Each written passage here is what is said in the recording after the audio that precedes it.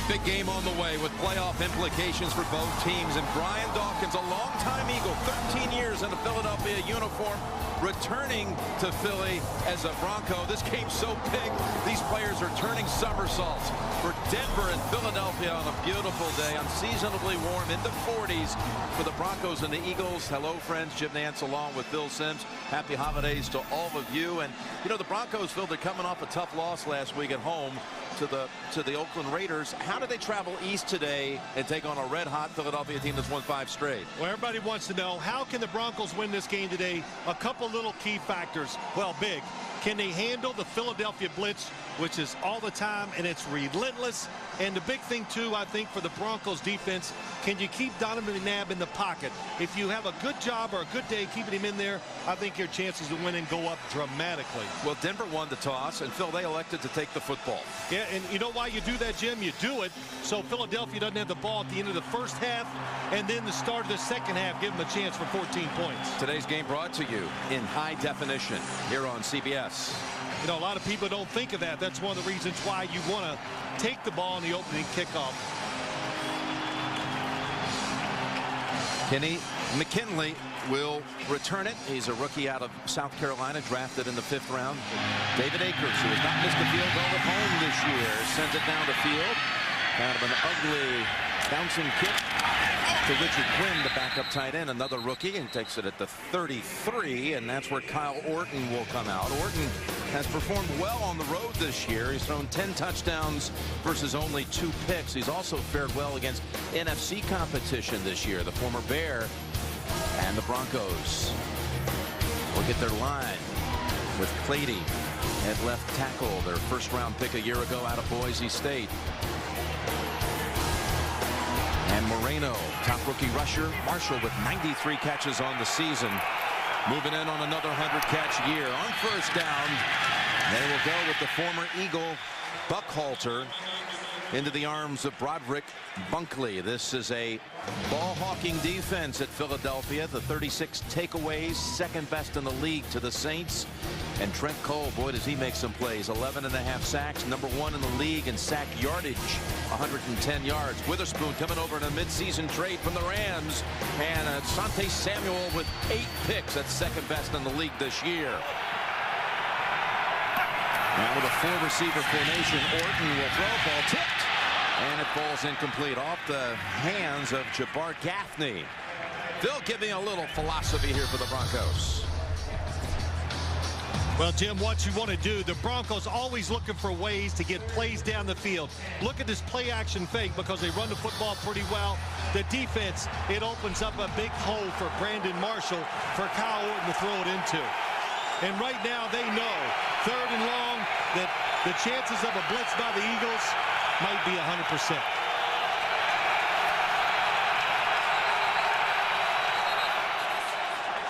Timeout by the Eagles. Not quite set with the right personnel. On a 3rd and 10, Andy Reid's defense best in the league against 3rd down. They take an early timeout. This day again, it's so muddled with the wild card scenarios in the AFC. All the divisions are clinched now.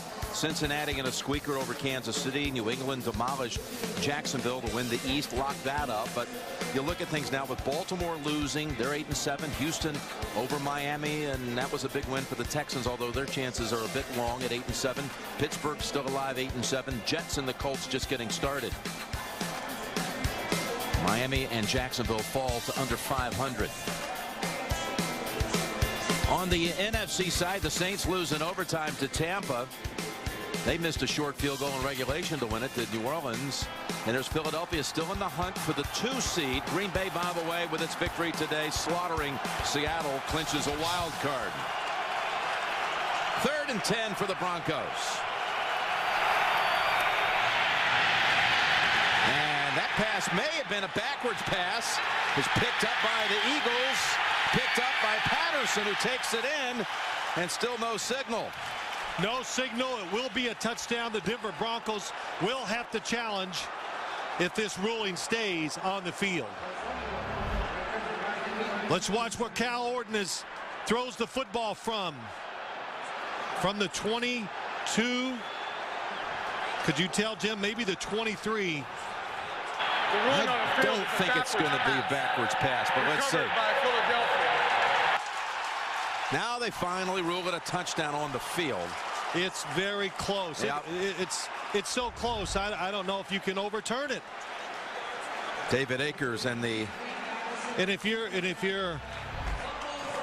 here we go. Here's this a good is the angle you want. 23. It lands behind the 23-yard line. That's, if you're Josh McDaniels, scoring play, you've got to challenge. He has challenged. He has challenged. The ruling on the field is a backwards pass. It's being challenged by Denver. Mike Carey will be taking a closer look at it. As the Eagles, that defense that makes so many plays, makes one already. Well, here you go to help out a little bit. Orton release. It's where the football is released from, not where the feet are planted. Right.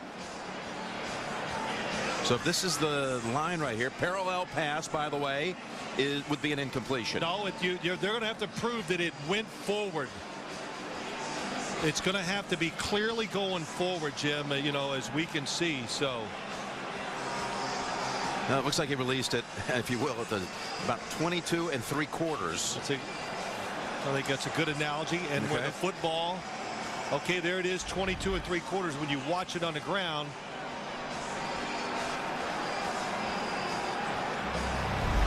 so 22 3/4. Let's see where this football lands.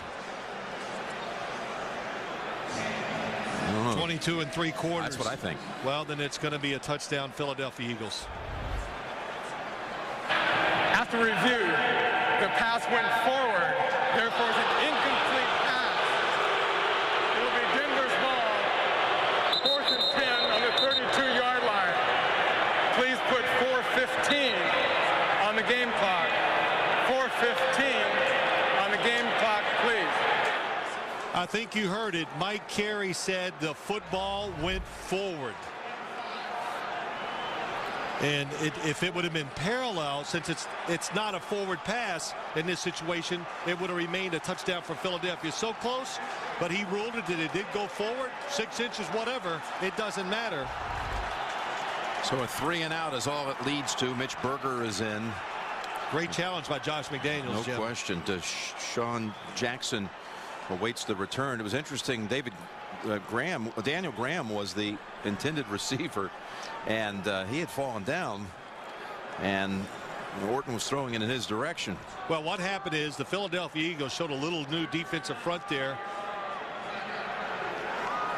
in the blitz. And what happens so many times, you can work all you want on covering guys or working on a blitz, then when you see it for real in the game, you go, wow, they're faster than we thought they were. And that's what it looked like that time with the Denver offensive line. The rushers were so quick, they got fast to Kyle Orton, he couldn't even get rid of the football. Andy Reid, his team is postseason bound for the 8th time in his 11 years, and the #1 punt returner in the game. He has to wave this one off. Finally touched by a Bronco at the 36, a 32-yard punt.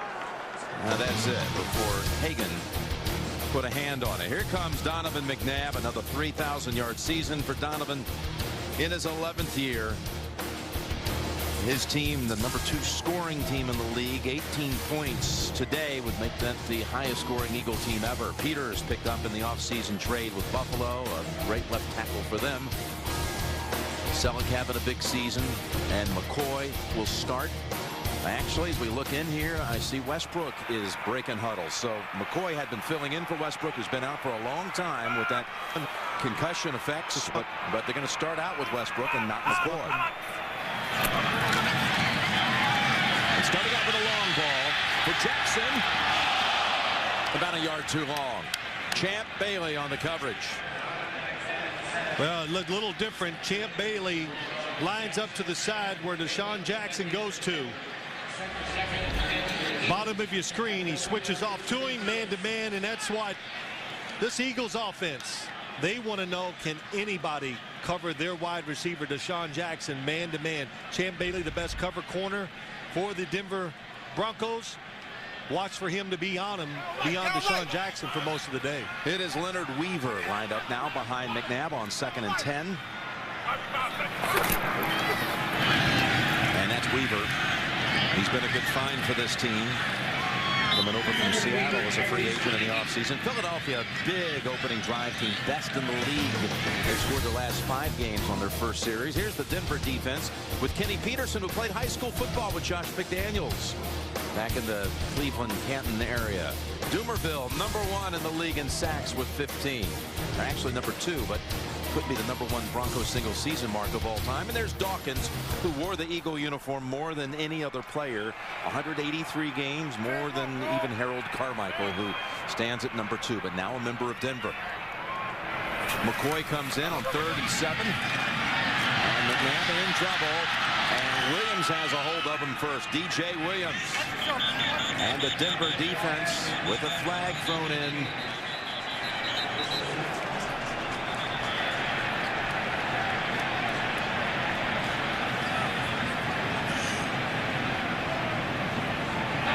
Illegal contact. Defense number 20 in the previous spot. 5 yards, automatic. First down. Well, Brian Dawkins comes back to Philadelphia on his 3rd play on the field. He commits a penalty that'll give him a first down. Did Selleck, tight end, going down the field. That contact is absolutely after 5 yards. One thing, too, though, Jim, just to go back, Champ Bailey is going wherever Deshaun Jackson goes. Champ Bailey used to the right to the offense. Doing both today. A burst up the middle. It's McCoy for 9, the rookie from Pittsburgh. We saw Brian Dawkins come out for the introductions, do a little somersault and move. Did you ever do that? Look at McCoy. He's got a quick burst. He's #3 rookie rusher this year.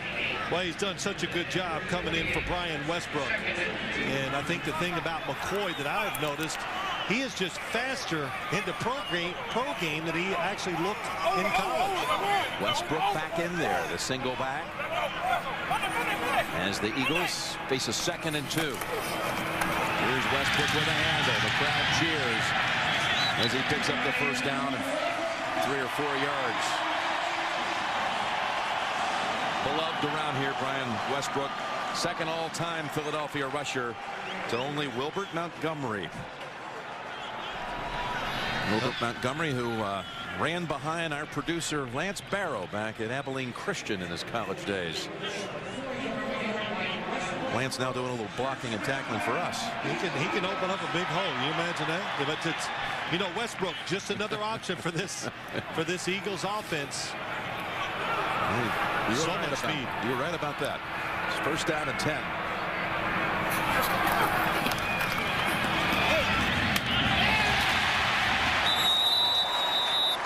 Deshaun Jackson makes a 1st down grab as many of you just join us. Jim Nantz, Phil Simms here in Philadelphia, and the Eagles with their first possession, and they're marching down the field. We had Denver, by the way, win the coin toss, take the football, and then a challenge win by the Broncos as a pass originally ruled as a backward pass had been returned for a touchdown, but was taken off the board after further review. Ended up being 3 plays and a punt. And here are the Eagles driving it the first time they handle it. And that's Weaver plowing ahead for a couple. You know, Leonard Weaver gets in there, runs the football. Just another guy, Jim, that when he gets his opportunities and touches the football, very productive with it. And it all comes, there's so many issues with this Eagles offense, why they're so good, but their offensive line, of course, is helping out, and it has gotten better as the year has gone along. And I think the last 3 or 4 games, they played their best football of the year. They've done a great job of building an offensive line this season as they go back to Westbrook. He's got the edge. Westbrook past Bailey and bumped out by Dawkins, but another first down for the Eagles. Well, this is going to hurt this Denver Broncos run defense. The fact that they're so worried about Deshaun Jackson going down the field. Top of your screen, usually Champ Bailey would be looking inside to help in the run game, but no, he's too worried about covering. So by the time he realizes it's a run, there's Westbrook already out there, and he gets an extra 5 or 6 yards because of that. They line up Westbrook in a slot to the left and go shotgun on first down. The Eagles, the best first quarter team in the league, and they are quick starters with this first possession all season long. McNabb incomplete, going for Westbrook, and Dawkins was covering him. Well, the fans always complain. They always want pass interference, but they might have got it that time. Brian Dawkins all over the receiver while the football's in the air. It's a blitz by the Broncos, not well timed. Robert Ayers makes McNabb throw it before he's ready. What do you think, Jim? Is that past 5 yards? I would say so. Yes. Dawkins already flagged once on this drive. It came on a third down play where McNabb had been sacked, but it nullified the sack. Second down and 10 from the 22. Weaver busting ahead, banging shoulders with DJ Williams. Picks up 3. You know, a couple of things as you watch this game today. The Philadelphia offense, I know we've already talked about it. It is good. It is very explosive, especially when you have a quarterback like Donovan McNabb who could get the football down the field with such ease. But they're so diverse. They have a lot of formations. They put all their personnel in different positions. Just makes it tough to really zero in and try to determine what you want to defend. This is the 10th play of their opening drive. And they're moving it a yard into the red zone.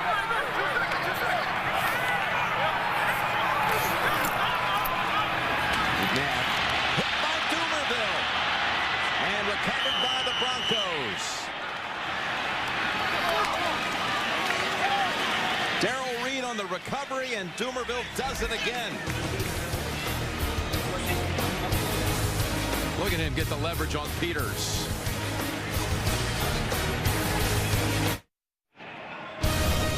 The NFL on CBS is sponsored by Southwest Airlines. Go to southwest.com, grab your bag. It's on. Verizon Wireless, America's largest 3G network. And by New York Life, the company you keep. Jim Nantz and Phil Simms back in Philadelphia and coming right out with the Wildcat. And shifting back under center is Orton, who stumbles. Been a bumpy start here for the Broncos on offense. And that's Daniel Graham taking it, barreling ahead for about 4. Yeah, it's a bumpy start, Jim, but they avoided disaster by the challenge by Josh McDaniels. And also the one thing the Broncos worried about is just hanging in this football game early. And if you do that, you can settle this Eagles team down a little bit. You can settle their offense down, but if you can handle their blitz start of the game, it does have a tendency to keep the Eagles from blitzing as much as it goes along. Second down and 6. Going to the rookie Moreno.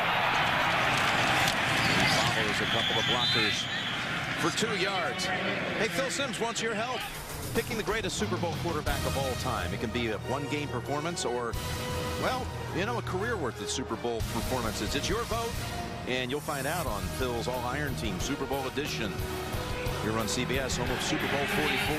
Well, you know, I'm anxious to see what the fans think about that and see if they want to do the multiple performances or just pick 1 or 2 that really stood out.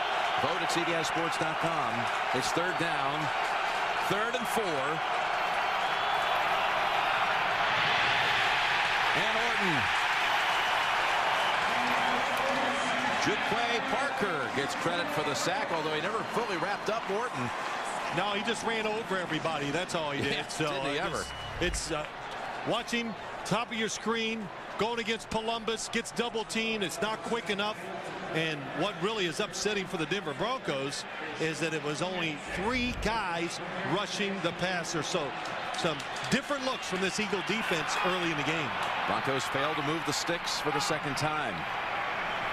And Berger's first punt traveled only 32 yards. Oh, this one's even worse. They'll run up that sideline and mark it at the 38 for a total of a 29-yard boot.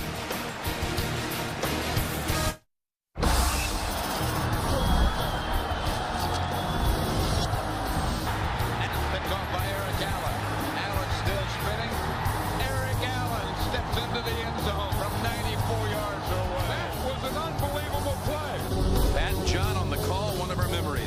50 years of covering the NFL. Eric Allen returning a boomer throw for the touchdown, returning at 94 yards. I'll never forget that return and all the different moves he made. Super Bowl coming up 42 days away here on CBS down in Miami. All right, the Eagles, good starting point for them from the 38.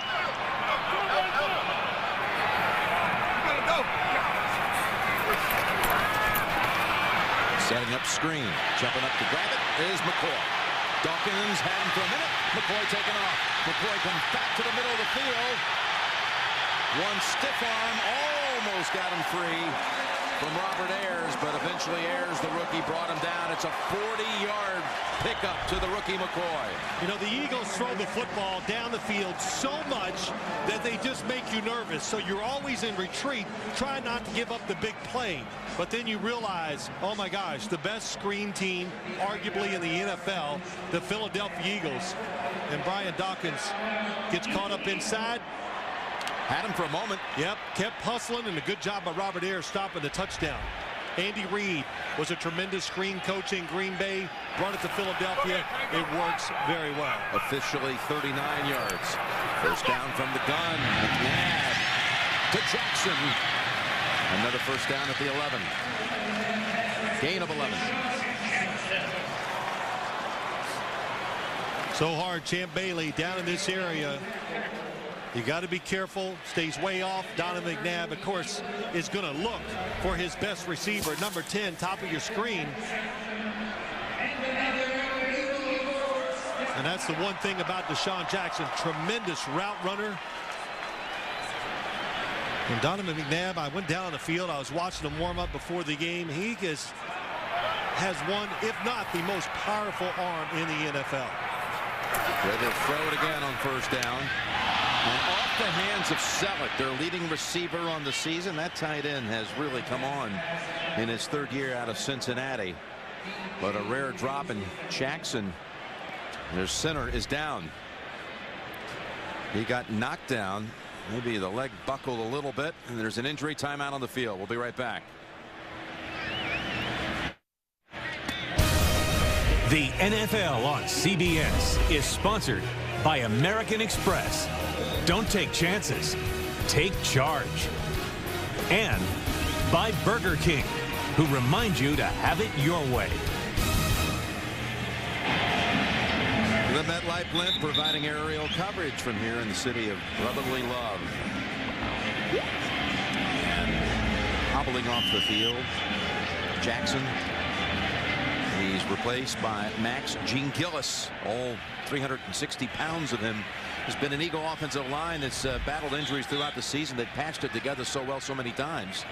Center your screen, backpedaling, just looks like he stepped wrong, and as he keeps walking off, Jamal Jackson, as he walks along the sideline, it keeps getting better and better. So maybe there's a chance he can come back. They moved Nick Cole actually over to center, and Gene Gillis comes in and moves to right guard where Cole was previously.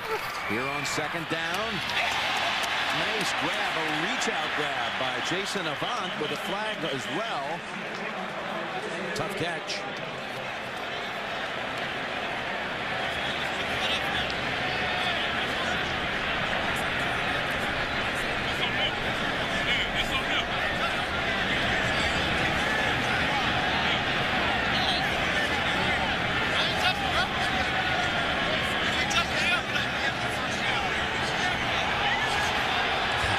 Interference, defense, from the spot of the foul, automatic, first down.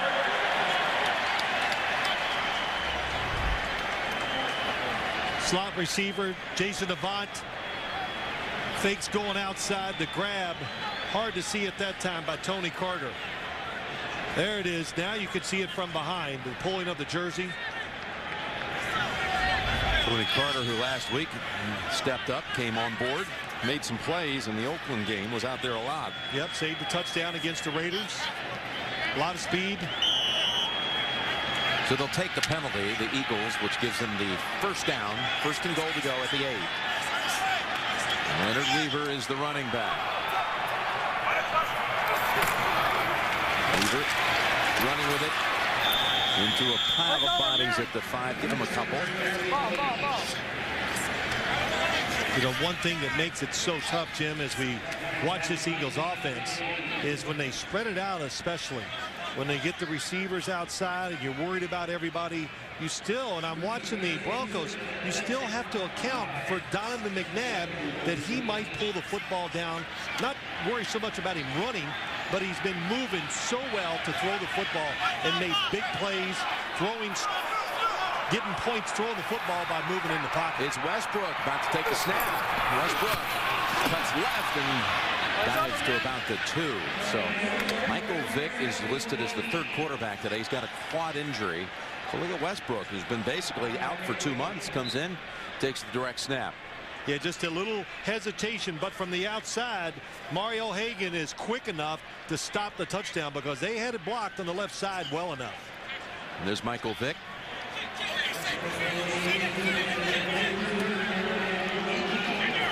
Injured last week in the game against San Francisco. Yeah, was running the football once, got hit so hard it has a thigh bruise, not able to go this week. 3rd and goal. Jump pass, touchdown. Jackson. Well, Jackson goes for the long strike so often there is a flag. This time one of the short variety, a 2-yard throw. Holding. Defense number 59 is declined. The score is good. So the Eagles, this time the touchdown will stand. Yeah, such a good job. It's an all-out blitz by the Denver Broncos. And Donovan McNabb, just watch him. As he's going backwards, he does this very well. Him and Brett Favre, I think the best in the NFL when it comes to throwing when they're moving backwards or throwing off balance. David Akers comes in, 2nd highest score in the NFL. Tacks on 1 more to make it 7-0. McNabb's 20th touchdown pass of the season.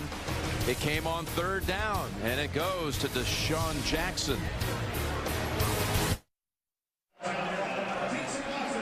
Deshaun Jackson's 9th touchdown reception of the year.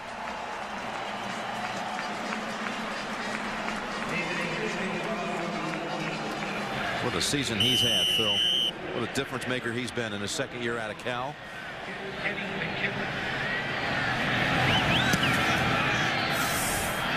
McKinley steps back to the goal line.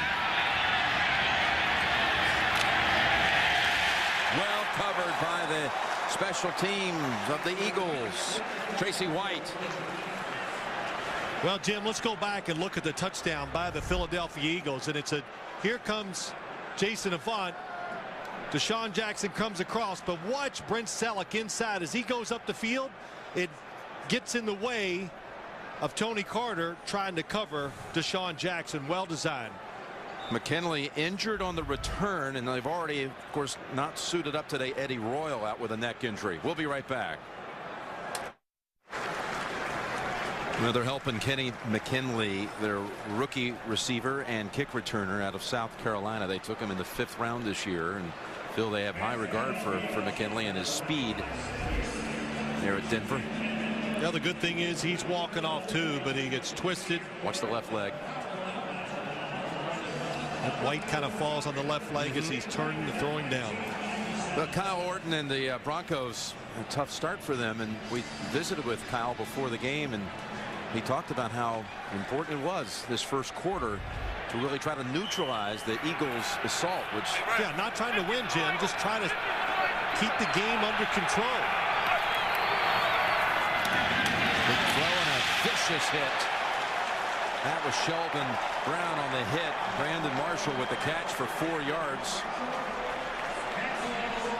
One way you try to neutralize a defense that's aggressive with screens, especially nowadays to the outside. But how about that reaction by Sheldon Brown? Usually when you run these, you're trying to either pick or block the outside defender. Sheldon Brown diagnosed it and really attacked the football. What you got to be careful of course, is a double move later by the Broncos. Eagles fans are saying that was Dawkins-esque.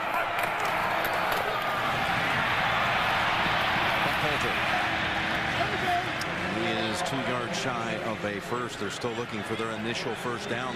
This is the third series of the game for Denver. Hey, tonight on 60 Minutes, a high-ranking veteran of the CIA warns of new attacks by Al-Qaeda here in the United States. You want to see that report, plus the most dangerous sport in the world. Those reports tonight on 60 Minutes here on America's #1 network. Of course, you said Buckhalter. He's another ex-Eagle. Yep. An Eagle from 2001 through last season. Third and call it a yard. And again, the Broncos are 3 and out. Off the fingertips of Stokely. Just making an appeal. Brandon Stokely wants pass interference, rightly so. Oh, they threw a flag on sportsmanlike conduct. Yeah, Stokely, the flag thrown by that back judge who he ran down. Will Witherspoon, anytime you're a defender. Ran after, I should say. You're a defender and you stop the progress of the wide receiver or turn him, that is pass interference. And I thought Will Witherspoon definitely turned Brandon Stokely that time.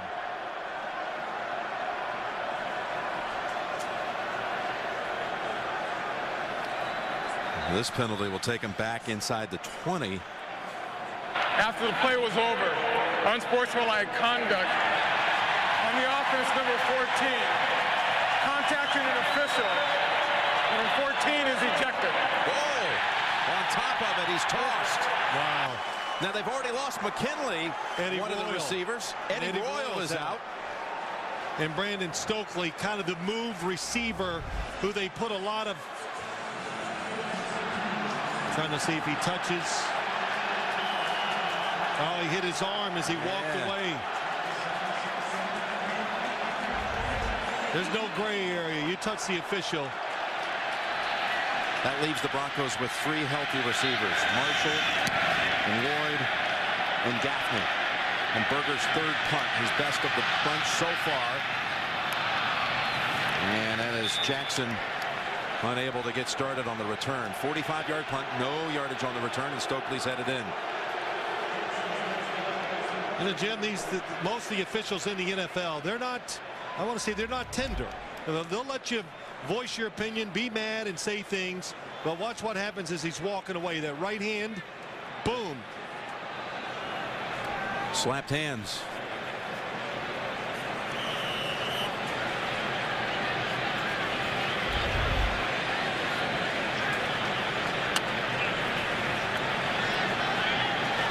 So the Eagles now have it at the 40-yard line. Their defense has put the clamps on Denver, and their offense both times has motored down the field. Now there was a turnover the first time thanks to Dumerville's play. Touchdown on their second drive, and this will back up the Eagles. Offense number 71. 5 yards, still first down. Well, look what they do. Talk about flying out of the gate. This is what they do in the first quarter. It's really, it's so. How about first half as well? It's just impressive what they do. You see the 260 here, Phil? That's 260 first half points. That's more than 9 teams in the league have scored for the entire season. Well, it just shows you how they reloaded this football team. They built it again around Donovan McNabb. McNabb sends it over to Macklin, who steps out. And Jim, it's just about one thing when you watch the Eagles play. It is speed. And they know how to use it. There's McKinley, and he's going to be carted to the locker room. He'll be joining Brandon Stokely, who was sent to the locker room. Yeah, I'm just really curious how the Broncos adjust to the fact that Brandon Stokely does so many things on their offensive side.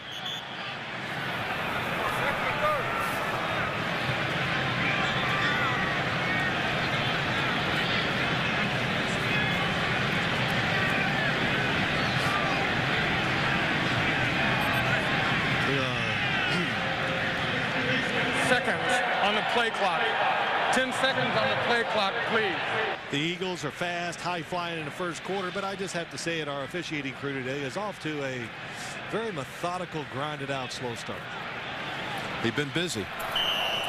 Mike Carey was the referee just a couple of years ago in that Giants-Patriots Super Bowl, and McNabb up top, sell it, pulls it in with his left hand. Selleck for 31 yards. Everybody runs down the field. Here he comes, just right down the seam. Donovan McNabb, it's a blitz under heavy pressure. 2 defenders coming free. And he's able just to go down. Nice touch by Donovan McNabb, and Hagan, Mario Hagan, just not able to stay with Brent Selleck. Andy Reid says Brent Selleck catches the football extremely well. You're a tight end, of course you better be able to catch it in traffic, and most of all has good hands, so catches like that, he doesn't need to jump up and catch it with his body. Timeout Philadelphia. McNabb already over 100 yards in this first quarter and a touchdown pass.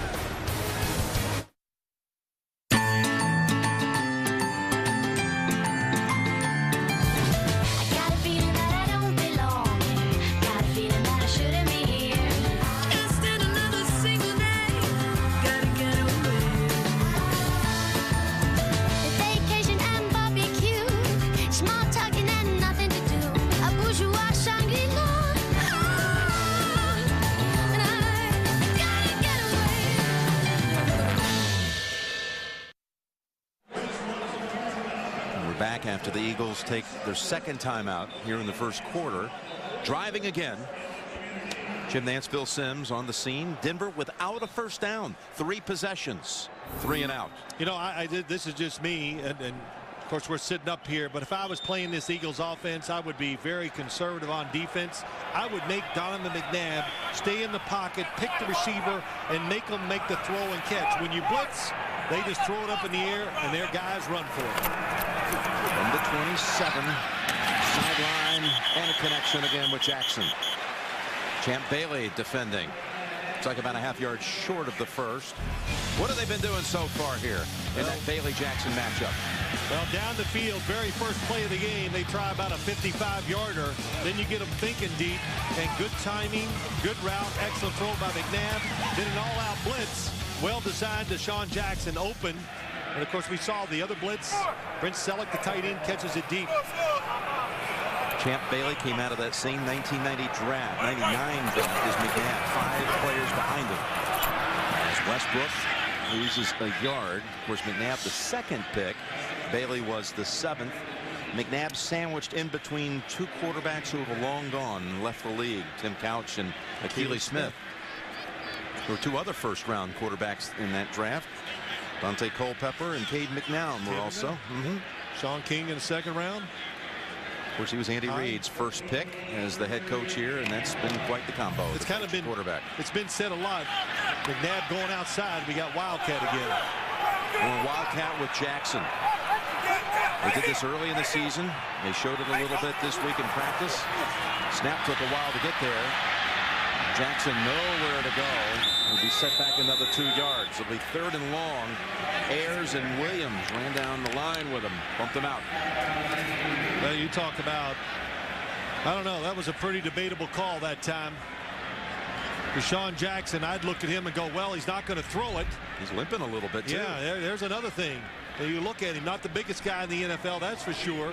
That was and Jim, he's not going to run it up inside, I would think, either. You know, that was 3rd down, so 4th down on the way with Akers from 39 yards. He's made 21 of his last 22 field goals. Make it 22 of 23. Well, they had 2nd and about a ½ yard. They ended up having to settle for a field goal, and that ends the quarter at 10-0 Philadelphia.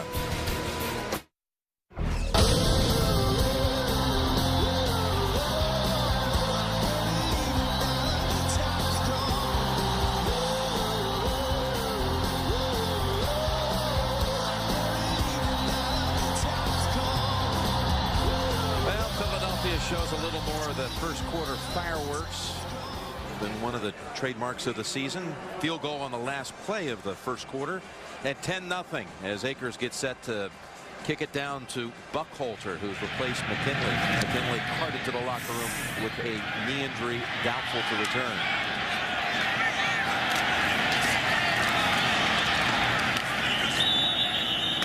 And he returns at Buckholter to the 30.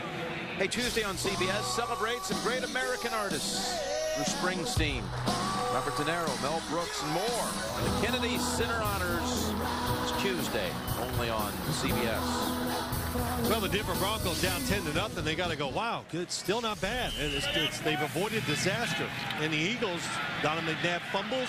They got third and a foot, and they have to, or second and a foot, and they have to kick a field goal. Right. So if you're the Broncos, hang in there. You hope to make a big play against one of the Philadelphia all-out blitzes. Orton's pass in and out of the hands of Brandon Marshall. One of the good things that this Broncos offense has done this year, they've controlled the football, but a very good play-action fake by Kyle Orton. And look at the gap between the wide receiver. Where are the linebackers? Well, they all came up on the running fake. Ah, boy, Marshall has had such a big year, including that 21-catch game at the Colts, an NFL record for one game. Only one catch so far today. Brandon Lloyd in the game. Set at the bottom of the screen. There's a little dump pass. Buck Halter. And let's see where they mark this one. Denver's still going to be short of a first down. In fact, they're going to mark it back at the 37. Pickup of 7. Yeah, it was a nice screen that time, and what the Broncos, both their guards, Russ Holstein and Chris Cooper, very mobile. They got outside, they let him around the corner and picked up 8 yards. Jamal Jackson, big center for the Eagles. He's headed to the locker room. Banged up in that first quarter. 3rd and 3. And Orton has good time, and he has a completion. Lloyd's first catch of the season. He's been inactive every game until today. They had to really activate him with Eddie Royal inactive, out with injury. Again, neck and hand injuries. Kyle Orton wants to throw it short. They take it away, so the good pass protection allows him to wait for the receiver to come behind where he wanted to throw it. The Eagles double team that inside receiver, so that lets Brandon Lloyd get wide open. And they have a first down for the first time, the Broncos. In fact, they have the football on the Philadelphia side of the field. Moreno takes the direct snap. Gets a special greeting on the back end of that play by Sean Jones. Gain of 6. Yeah, you gotta like it, Jim. And I think anytime it's when you can just mush the football, and that's what that was that time. They pull the guard around and they just mush it up in there, and they pick up 6 yards. Well, that worked really well early in the season with Moreno taking those snaps. We saw them pull that off against the Patriots in an overtime win back in October. 2nd down at 4. And there's a hookup with Jabbar Gaffney for a first down. 17 gain. A lot of respect on that right side. And there's Asante Samuel, top of your screen. Look how far he's off. Good sharp route, excellent throw by Kyle Orton. And the Broncos offense settled down, pass protection. Good so far this drive, and Kyle Orton taking advantage of it. Richard Quinn comes into the Denver lineup. Rookie tight end out of North Carolina. Brandon Gorin also.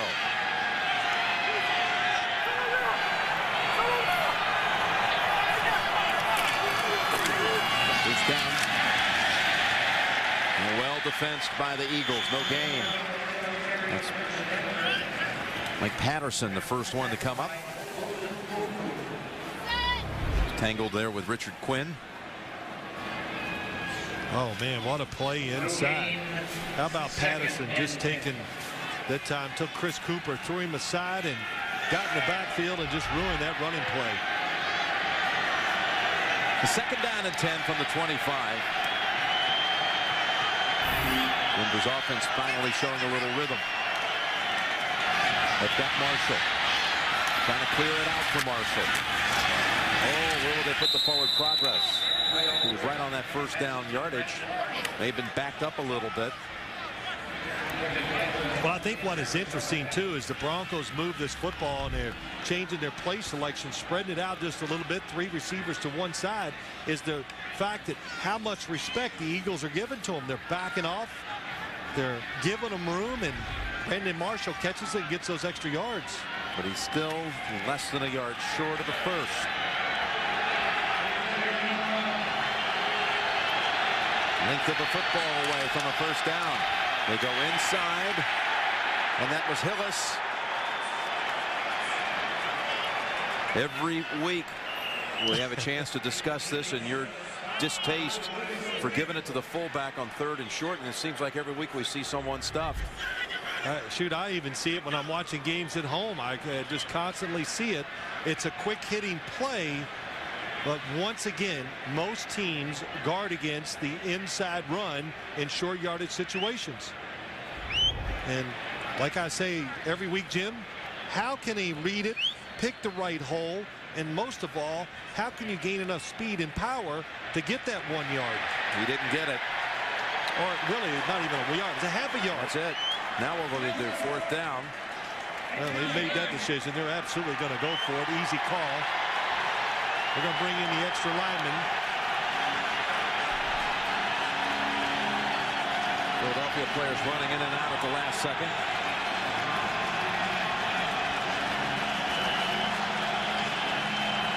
I would think the Eagles inside would say, let's stop the quarterback sneak first.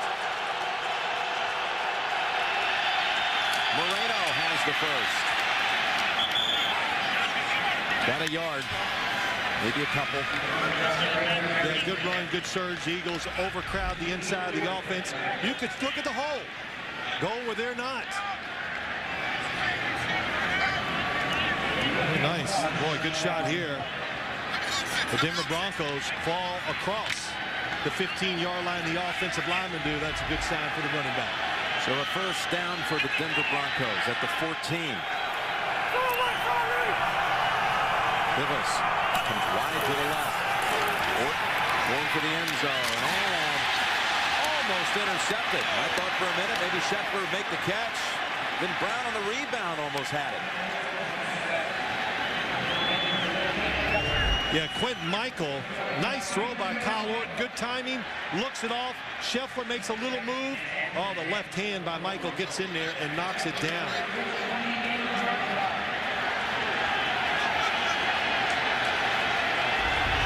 Second and 10.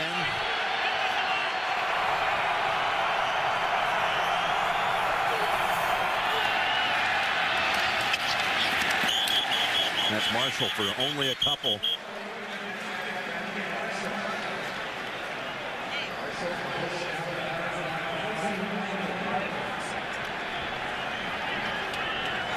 Going to be 3rd and about 7. This was what Denver was really menaced with last week. They had 27 snaps in Oakland territory. They managed only 1 touchdown with 4 field goals as the Raiders upset them. Well, I like what they did on first down, Jim. They just tried to get the score in one play. You always want to take your shots when you're in this part of the field. That's Gaffney. Still on his feet. Took the double hit and scores the touchdown. Jabbar Gaffney. He was walloped a couple of times. Michael had him. Hansen had him. Brown had him. Yeah, and it's an excellent job by Kyle Orton as the D. You see the receiver spread. He throws it short of the first down. The Eagles make him do it, but Gaffney does a good job breaking the tackle for the touchdown. The only Denver wide receiver to score a touchdown this season other than Brandon Marshall had been Brandon Stokely. Gaffney has his first of the year. The former Patriot refused to go down. And Denver's on the board, down 3. Jabbar Gaffney, before he was a Patriot, was briefly a member of the Philadelphia Eagles. They cut him out of training camp in 2006 and signed later that season with the Patriots. He was a big contributor up there for Bill Belichick and Tom Brady. No after question. The Eagles let him go. Yeah.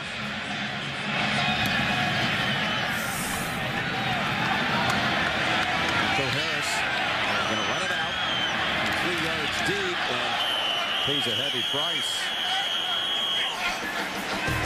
Alfonso Smith, the big hit. The NFL on CBS is sponsored by Coors Light. When the mountains turn blue, your beer is as cold as the Rockies and ready for kickoff. Ford, inviting you to drive one. and by Orbitz. Visit Orbitz.com today and save. Well, the Denver Broncos playing here at the Link for the first time. The last time they were in Philadelphia was back in 1995, which John Elway was quarterbacking the Broncos back then and got injured here in Philadelphia, suffered a concussion in that game. Eagles lead at 10-7.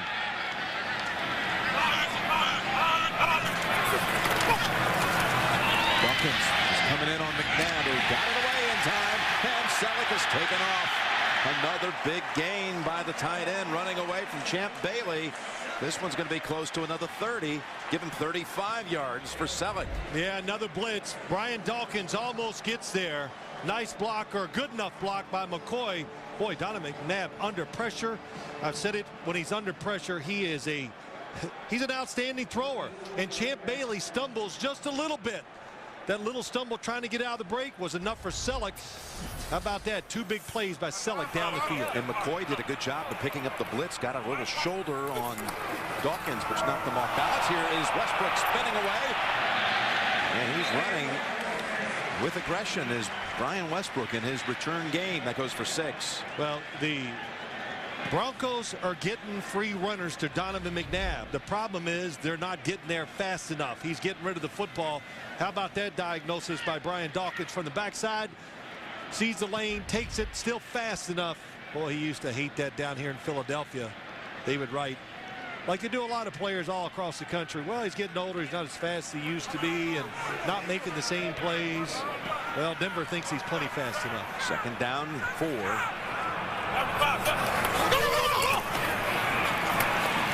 That ball tipped. That was Darrell Reed getting a hand on it. That was a little interesting move that time. Darrell Reed knocked it down. It could have been a big play to Deshaun Jackson. It was a little move inside. He's against Champ Bailey, and he has him faked out. Look at Champ Bailey going across the field, goes, oh no. And look at the separation Deshaun Jackson has. But so often, Jim, and we talk about this too, short drops, quick passes, getting knocked down more than ever in the NFL. Need to get to about the 43 for a first.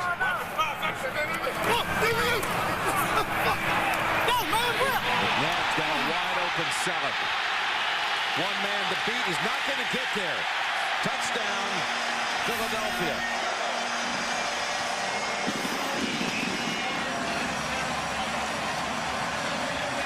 I sure thought Ronaldo Hill might get there in time to bump him out, but Selleck raced it home, 47 yards for the touchdown. Oh, they try to delay blitz, and they got free guys going to Donovan McNabb, but that doesn't matter when nobody covers the tight end now, who has 3 long passes down the field. And when you have receivers in a blitz situation crossing each other, hard for defenders to pick out who their guy is. Akers with the extra point. Sure looked like Ronaldo Hill could have gotten there inside the 5. That's 3 catches by Selleck, over 30 yards. 1 for a touchdown. 3 long receptions by Selleck. He's over 100 yards and he has a touchdown. McNabb a second touchdown throw. 17-7 Philadelphia. You know, and I'm going to show everybody watching this game today, when you put pressure on Donovan McNabb, what happens is you put him in the perfect spot, and his form as a thrower actually gets better. And that's why he's a tremendous downfield thrower when you're blitzing him. And again, it's Buckhalter. From the 5 to the 30, a 25-yard touchdown. What's their play? Are my eyes deceiving me here? No, we'll get to that too, but there's a couple things. As they run this play, the first receiver comes across the field. That's McNabb's first read. How he sees Selleck going down the field, it's really excellent job. There's the open receiver, wide open, but he sees that nobody's covering Brent Selleck. And here's what you're talking about. Hill absolutely could have hit him, knocked him out of bounds. Or at least had a chance to knock him out of bounds. Yeah, got to lay out a little bit, don't you? You know what my one coach told me once? I take for granted that we're going to try hard. So you got to make those, at least attempt those plays. Orton pass, maybe too much zip on it. off the fingertips of Marshall. Here we go, Jim. I know it. Boy, I've never seen Jim get so hot, but it's good. It's the blitz. Just an excellent job. There's McNabb falling backwards, right on target. And you be the judge at home. Knock him out of bounds. Could you hit him? I don't know if you knock him out, but you could definitely got some contact. And I'll never forget that speech as long as I live. Tough game. We played hard. He came in, and everybody's telling you, oh, you played hard. You go, shoot. Take that for granted. I want execution to win the game. 2nd down and 10. Now Marshall has it. Just trying to get the football in his hands. He goes for 8. You know, I love these little screens that the Broncos throw. And you've heard me say this too, that all this is now, these wide receiver quick screens, bubble screens, whatever you want to call them, that's the Green Bay sweep. It's a running play. It's a running play. That's all it is. McDaniel's team took it down the field the last time. Only to see the Eagles answer back quickly. Marshall 4 catches, now 3 away from a 100-catch season. I think the Eagles have been a little conservative on defense where they stay back again. Yes. Orton shakes off a hit, and again Marshall had his hands on it for a second. Yeah, just too hard. Too hard. That's what it is, Jim. And again, you watch Brandon Marshall. Why it's too hard is because Kyle Orton is trying to shake off Jaquay Parker one more time. The 3-man rush. I've seen it twice. And 2 times Kyle Orton got sacked once, under heavy pressure that time. Mitch Berger punt for the 4th time. He was drafted into the league by the Eagles in 1994. Drafted by Rich Kotite. And punted for the Steelers last year. Got a Super Bowl ring after Sepulveda was hurt. He got to come in and go the rest of the way. And there's Jackson stepping out of the 25. 46-yard boot, 7-yard return. Here's the last touchdown. And Selleck making some big plays. Eagles up 10. The NFL on CBS is sponsored by McDonald's. I'm loving it. And by T. Rowe Price. Understanding the connections of today's complex global economy. Invest with confidence. Back here in Philadelphia with 6:59 to go first half, and the Eagles on the 24 go with McCoy. Trying to make a move. Stop for no gain. Wednesday showtime. JB and Chris, Warren Sapp join my man Phil Simms on Inside the NFL. Emmy Award-winning show that's cable's longest running show. It's every Wednesday. It's the hot topic this week. Can you guys sort out all the playoff scenarios? Well, of course not. Mike Lombardi will be there. Yeah, he'll be there. You know, the topic is, I'm still a little, you know, JB was taking shots at us last week.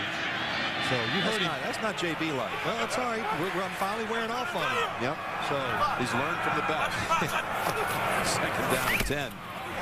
They fake to Jackson and they go to Selleck. Oh, he gets hit by Dawkins, the second one to get to him. Seen that around here for a few years. He's a tough kid, this guy Selleck is. Well, maybe it's a little training he gets at home, too, from his wife, Susie. Yeah, that might help, too. Susie, an aspiring professional boxer. I said to Andy Reid, you know, why is he so tough? Why does he hang on to the football? He goes, well, shoot, he goes home and, you know, his wife's boxer. She hasn't fought yet. Toughened him up a little. He's in training. It's 3rd and short. Well, that was close. When it's like that, McNabb didn't get that initial push. Well, your idea, Jim, is going to happen one day where they put specially encoded chip into these footballs so you can, because so many plays in a game are big, and it's all about where that foot is put on the ground as the officials come in. Yep. Where the linesman comes in, marks it. It's Tom Burns. He comes running in there. First down it is. It's a little unscientific, though, you have to admit, when you get right down to it, how the chains are reset, like right now in this situation, all the way over on the sideline, some 20 yards away. It's a little bit of a guesstimate. Yeah, well, 10 years ago, I would say no way, but the game is so close, so competitive, and we have so many of these situations and plays that it will happen.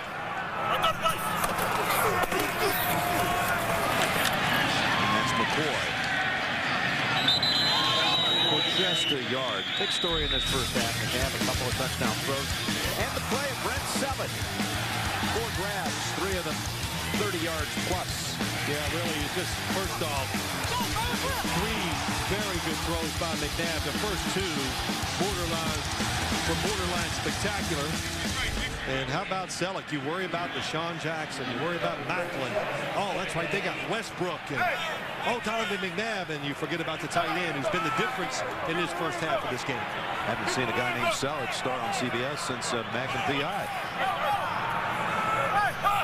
Second down and 8. Most people are going, what? Who? What show was that? Don't show your age. It's not too old for you. Start. Offense number 74. 5-yard penalty is still second down. Well, see, I like Magnum P.I. because I knew Tom Selleck was a pretty good athlete. I think he was. Yeah. Played basketball. He was on the basketball team at USC. And he did that movie where he was a Japanese baseball player. I was very impressed with his baseball swing, too.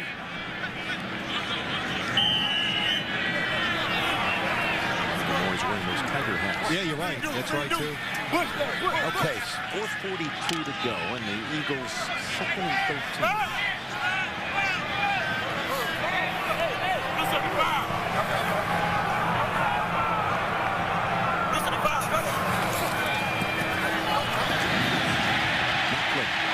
Left alone and untouched until he raced past the first down yardage and onto the Denver side of the field. Andre Davis finally brings him down. That's another 20-yard play for the Eagles. Another big play, and it's meant to throw a quick slant to the outside to Brent Selleck. He's covered. Donovan McNabb, nice job, staying relaxed, no pressure, finding the second receiver. A nice touch, too. If one thing, Donovan McNabb, not a great underneath thrower. And, of course, sometimes with his arm strength, throws it too hard, but that was perfect.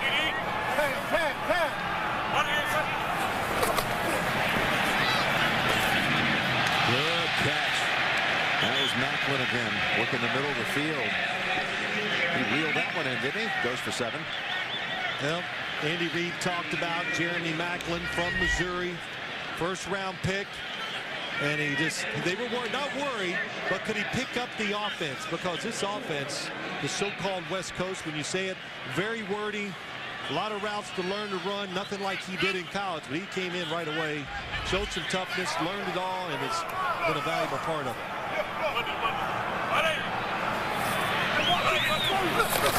In 3, Weaver, look at the fullback, get outside and get the first down. Boy. You're not supposed to let that happen, are you? No, you're not. Just a lot of things. Good blocking on the outside. Good job by the tight end, Selleck. And anytime you see runners get to the outside, they're not getting off their blocks.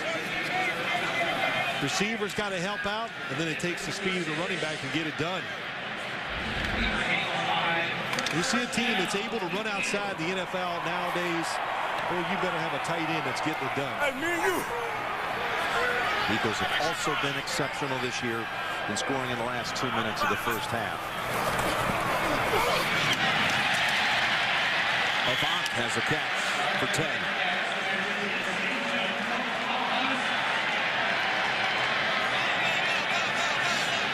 Just kind of methodically moving down the field like they're just going to take it right to the last second of the first half on this drive. And they're going to not be in any hurry. They shouldn't be before they run another play here. No, Jim, it's just a very good mixture of short screen passes, runs. Marty Morningway, the offensive coordinator, has got it going. Marty's got it going indeed. 2-minute warning. Philadelphia driving again and leading it 17-7.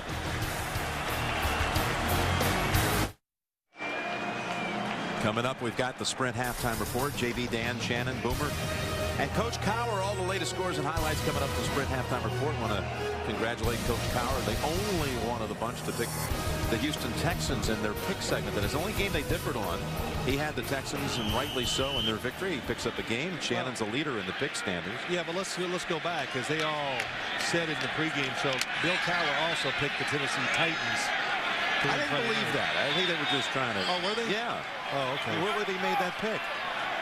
Well, they make it, I guess, somewhere there. That's a good point, too. First down from the 26.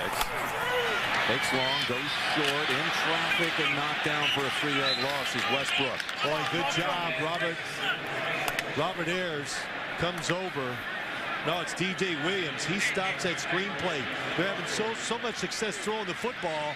They fake like they're going to throw it down the field, and that screen.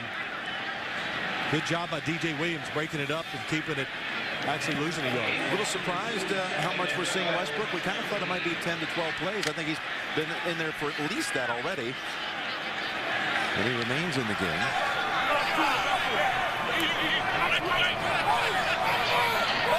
There's no doubt he's changing the play, expecting blitz. Second and 12, it's Westbrook. Push up a pass down to the 22. Brian Dawkins read that one, held it to a 6-yard play. Maybe just the opposite check to it. They split the backs because he knows there's going to be a crease inside. It's blocked pretty well, but nice job by this defense. Brian Dawkins, he's the one that stopped it. Now he's touched the ball 7 times in the game as Westbrook. And McNabb, meanwhile, has hit 12 of his last 13 throws. Donovan McNabb every game, Jim. He gets in streaks. When he gets hot, that's what he is. When he feels it, gets relaxed. With a 3rd down, he lost the football. Falls on it back at the 28. A little confusion there, perhaps. McCoy. And now that'll mean Akers will be called on with 29 seconds. And McCoy kind of jumped in there and hit his shoulder pad, hit his right shoulder.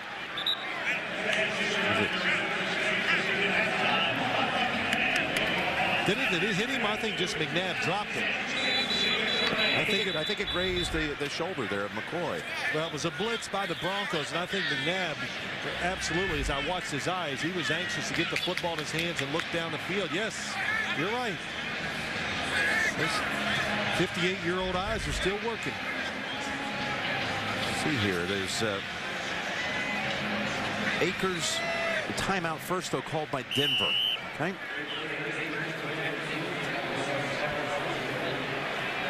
Want to be about a 45-yarder. Akers with 29 made field goals, tied with Kading for the most in the league this year. And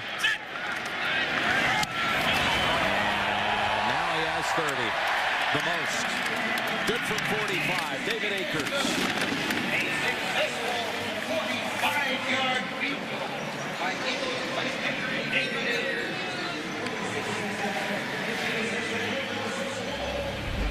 David Akers, he's like a long drive guy on the PGA Tour. He can flush the football. It sounds a little different when it comes off his toe. You're right. I was thinking, when you watch it, boy, he's pretty excited about what he just did. Him and Baronis down in Tennessee, it is different. When they hit it, you can hear it through the whole stadium.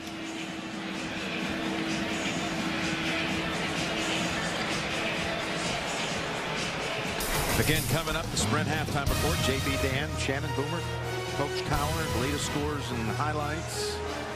Back to the studio shortly on the Sprint halftime report. So you got JB now sending out barbs. He's the last guy in the world I ever expect to be that way. It's all right. There's nothing wrong with it. Even during the Christmas holidays. Yeah, this makes it better. What are you talking about? You are a bad influence.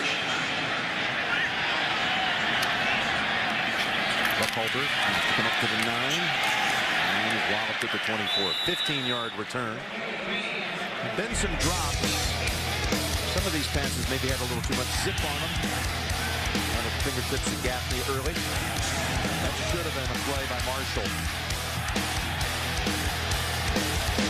That one had a little heat on it. Well, I think overall, what's the Broncos are going to take in at halftime is that Buckhalter's being. Can you imagine this? Buckhalter, who had so many injuries during his years with the Eagles, so many disappointments. He comes back to Philadelphia, and wouldn't you know it, he hobbles off the field here. the Eagle rookie rushing record until this year, when McCoy broke it.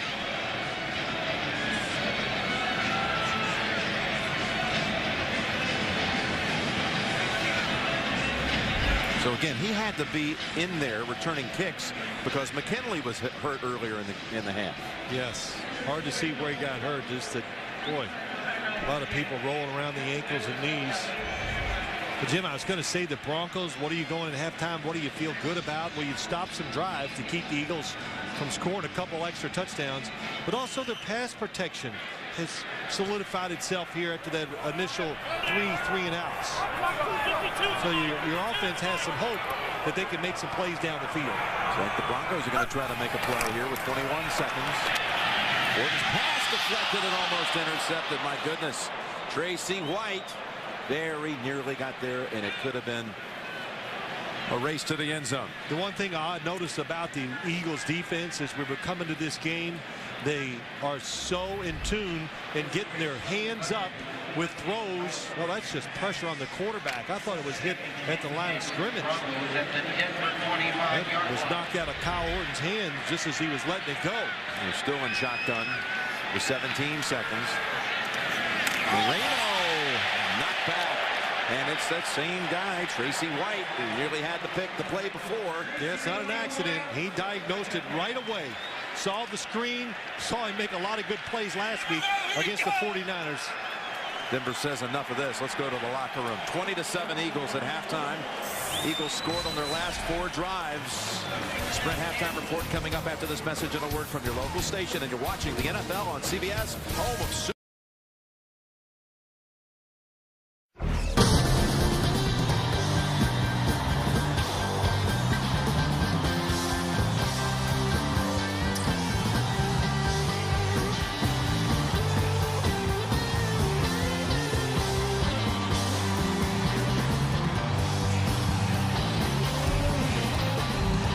The numbers for McNabb are very impressive for that first half.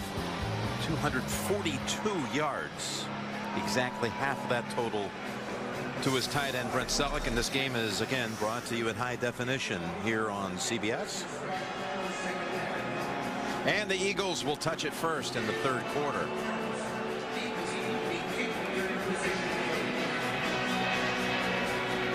Macho Harris.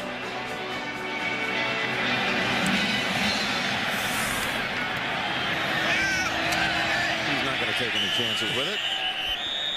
Not like last time. I think he learned a lesson. Yeah. And what did you learn from the first half of action here, Phil? Well, I think I learned just what the Denver Broncos found out. The Philadelphia Eagles have a lot of weapons, and you think, well, let's keep McNabb in the pocket. They did that. They really kind of, Deshaun Jackson was quiet.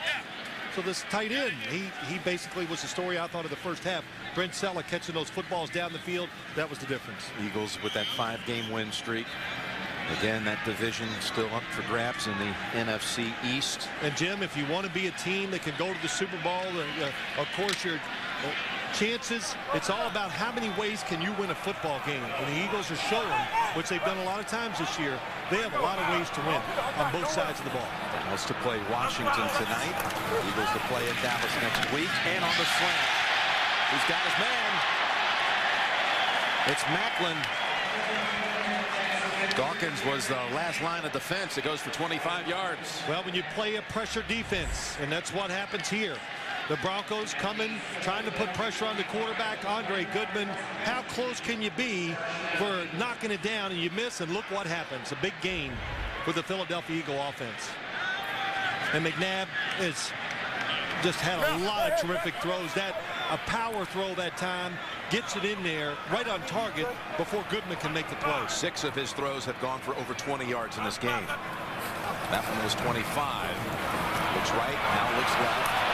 And back to that original option, he's intercepted. It's Champ Bailey with the pick. And he tried to keep his balance inbounds, but steps out at the 50. Well, he threw it exactly where he wanted the football. When he let it go, he went, hey, that's perfect. But Champ Bailey trailing the receiver fast enough to come underneath and make the play. The 100th interception thrown in McNabb's career. Now that sounds like a staggering amount, but he's actually third lowest percentage-wise interceptions thrown all time in the history of the league. Look at the slot. Here they come. They're going to come across the field. Coverage down the field. Goodman, good job. McNabb had all day. Champ Bailey stayed right with him, though. Moreno down to the 45. David Garrard has the lowest interception percentage in NFL history. Then it's Neil O'Donnell, and then it's McNabb. And I know you're on that list, on that short list. You are. There's no way. You had that one season, postseason percentage too. I know you're in the top 5. I used to walk to the sidelines. I threw so many picks in one period of my career. The coach would look at me. Well, of course, the coach is Bill Parks. Says, "Sims, are you watching the same game I'm watching?" I like when we saw him a few years ago. And he saw that you're wearing some glasses from time to time. And he said, that explains a lot. You should have worn them while you're playing. That's right. Well, Bunkley, the latest to get shaken up here. He's getting help to the sideline. This is the first half summary. You see again the McNabb numbers for the first half, with 50% of that total to Selleck. Well, a lot of good stuff for the Eagles. Maybe not enough for the Denver Broncos. But the Eagles, when you look at it, really didn't take advantage of everything that was there. They made the big plays, but they had fumbled. They had to kick 2 field goals. They had the turnover here, and the Broncos have a chance, of course, when you look at the score, to get right back in this. Antonio Dixon, number 64, comes in for Bunkley. Orton's throw to Marshall. Spins free. Gets some help by Graham, who throws a defensive back to the ground. He escaped. Asante Samuel picks up 8 and a first. Well, Brandon Marshall, as he went up to catch the football, he's actually feeling where the defender is. Here comes the blitz. The initial pickup, very good. Free runner from the outside, but good job by Kyle Orton, just backpedaling, create a little room, make the throw. He feels, here comes Asante Samuel. You saw he turned, found him, turned, and Brandon Marshall big and strong. Moreno runs into a big and strong Trent Cole with a yellow flag in there.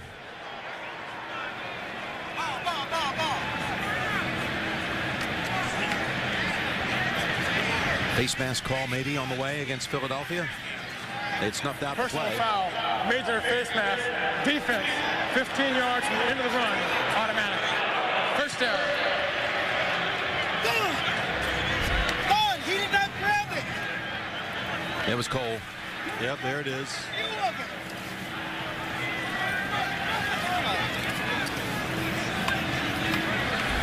Not just a face mask, they called it a major face mask. Of course, you used to have to try to, like, 5 and 15. Yeah, you had to gauge, you had to weigh it.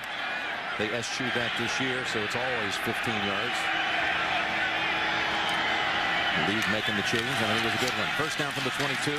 Good fake. Oh, excellent fake. I'm looking at the run. Yeah, Marshall, though. Sheldon Brown wasn't too deceived. That goes for only 2 yards. You know, I really think this game is the Broncos were expecting more blitzing than they're getting from this Eagles defense. So some of these plays designed to really take advantage of a blitzing team, maybe defender, because it's a blitz off. You could see at the last second the blocker coming outside to try to pick him off, but he was too late. 3 tight ends in for the Broncos. Marshall wide to the left on a 2nd and 8. Looking for Marshall. Got him at the 10. Samuel plants the feet. And boy, 4 Eagles over there to make sure Marshall is down. Really clever. And I would have said 3 tight ends just to make them think run, but he goes inside. Oh, Asante Samuel goes for the play action fake, where they actually have 2 guys watching Brandon Marshall, and he still is wide open. And that's his 100th catch of the season, giving him 3 straight seasons with 100.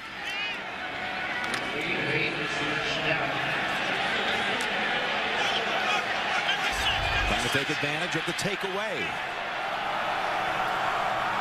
Orton lined up to the left, and a direct snap it to Moreno, and it's good for only a couple. Focool on the hit and holds it to a 2-yard gain.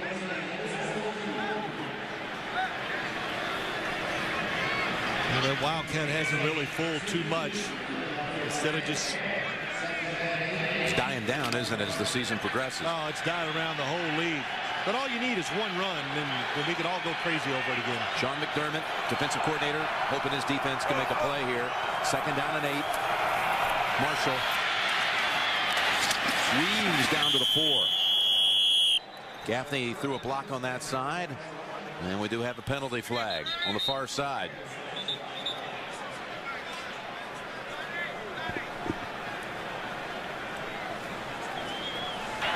Into shift. Offense, 2 moving at the same time, not being set for a full second before the snap. 5-yard penalty is still 2nd down. 2 guys moving. If they do move, if you notice it,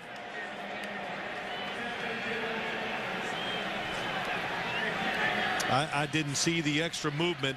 It could have been the running back looked like he might have flinched a little bit.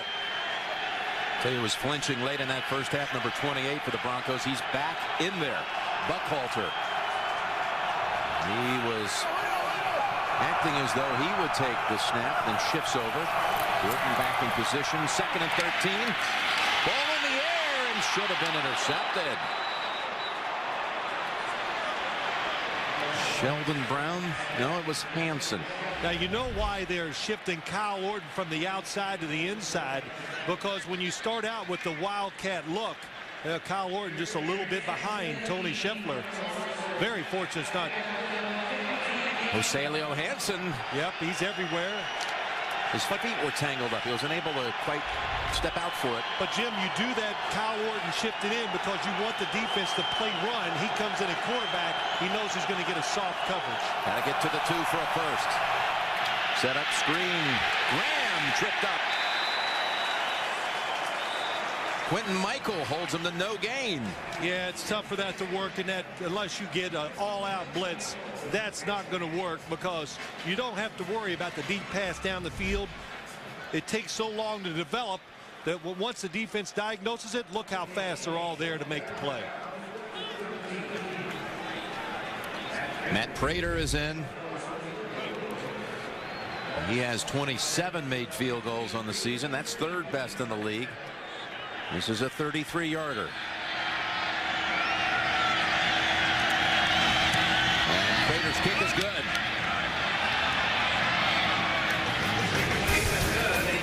So they get 3 off the turnover, off the Bailey interception. 9 plays for the Broncos. Leads to a field goal by Prater. 2 takeaways today. 1, stopped the Eagles' opening drive deep in Denver territory on a strip sack by Elvis Dumerville, who tied the Broncos season sack record with Simon Fletcher with his 16th sack. And again, Macho Harris says, nope, we'll take it at the 20. A little emotion in the air here in Eagle Land with Philly up 20-10. The NFL on CBS is sponsored by Southwest Airlines. Go to southwest.com. Grab your bag. It's on. Taco Bell. Think outside the bun. And by the Home Depot. More saving, more doing. That's the power of the Home Depot. Want to thank the MetLife blimp for the aerial coverage of all the drama below, and we'll look for Snoopy 1, Snoopy 2 passing through a town near you. The ball back in the hands of Philadelphia. And that's McCoy. Went low early and then spins out for 11 yards. Boy, good call by this Philadelphia offense. 2 blitzers on the inside. All the pressure. Look at them inside, and you put McCoy off tackle. Boy, nice job there. That's Winston Justice making a good block, kicking out. Allows McCoy to go inside and get the first down.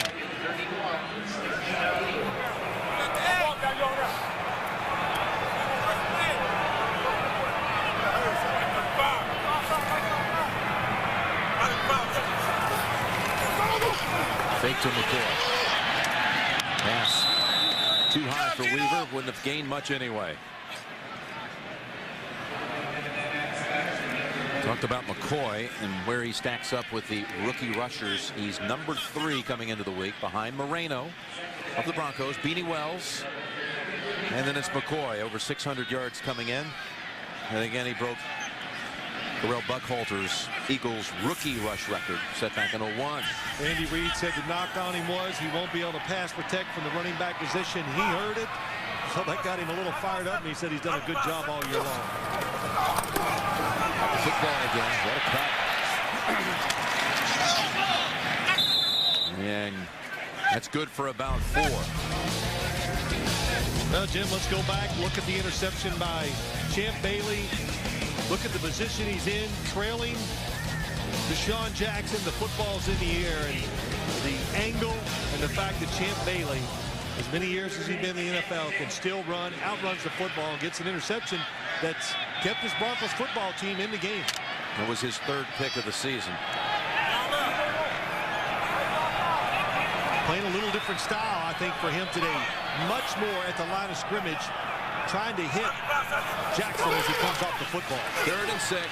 McNabb just standing there. Now launches it long. And that's going to be a flag on Bailey.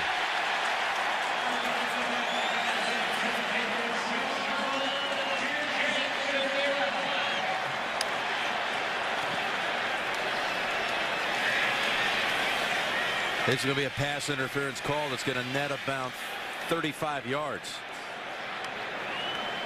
Pass interference. Defense number 24. He's calling a foul. Automatic. First down. I'll tell you how many times games we've done, Jim. How many times have you seen these long passes intercepted by the covering corner? What a move by Jackson. A double move. Fakes it, stayed with it. And he gets behind Champ Bailey. And Champ Bailey was chasing. He tries to time it, but his timing is off. And that's pass interference. Actually a 41-yard penalty. Puts the Eagles at the 24 of Denver. Westbrook for 4. The throw by Donovan McNabb was a good 5 to 7 yards short of where he intended to go. And I really mean this. Sometimes when he gets a lot of time and there's no pressure on him, as I said to you, he kind of turns into Mr. Quarterback, and he doesn't throw it as pure as he should. But when he's under pressure, he reacts. He's quicker. He's faster. He gets around it, and he throws it beautifully. I guess the bottom line is you don't want your offensive line to be that good, huh? Well, no, is that what you say? No, I'm not saying that. Let him work for it a little bit. 2nd down and 6.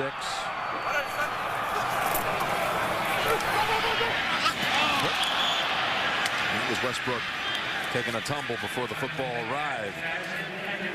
Now, what I'm saying about McNabb, he's a very good off-balance thrower. How about that? Westbrook, just another guy, we've talked about him today, that can split out and runs receiver routes. It's not, you know, the 4-yard little hitch route or the quick screen like you see to a lot of running backs. In this offense, they run routes from the running backs when they split out.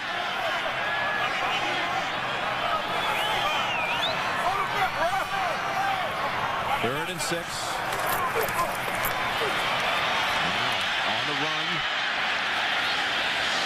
He throws it away.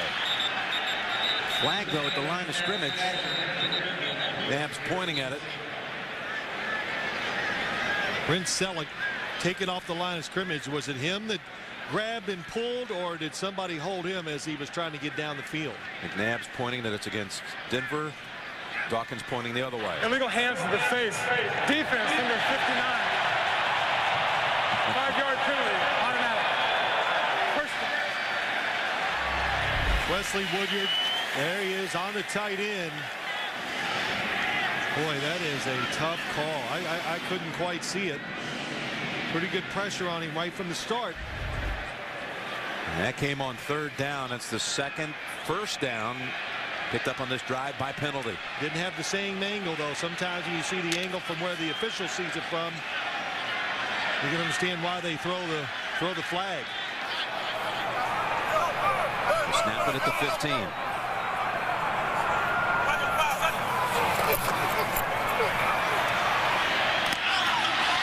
Ball's caught. What a catch. Touchdown. Jason Avant. Ronaldo Hill had a play on Avant somehow was able to snare it. Well, Jim, you could hear it from up here. You can hear the football hit Ronaldo Hill's hand. Oh, it's behind him, so he couldn't reach back. I thought maybe he had a chance to catch it, but it hit his hand in a really fortunate break. Unfortunate for the Denver Broncos. Fortunate break, of course, for the Eagles. The third touchdown pass of the day for McNabb. Another extra point by Akers. Avant, a little study and concentration here. Look at the focus. To bring it in, bring it home.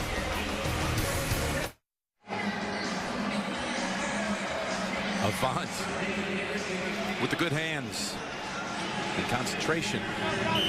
His third touchdown catch of the season. 6 plays to go 80 yards.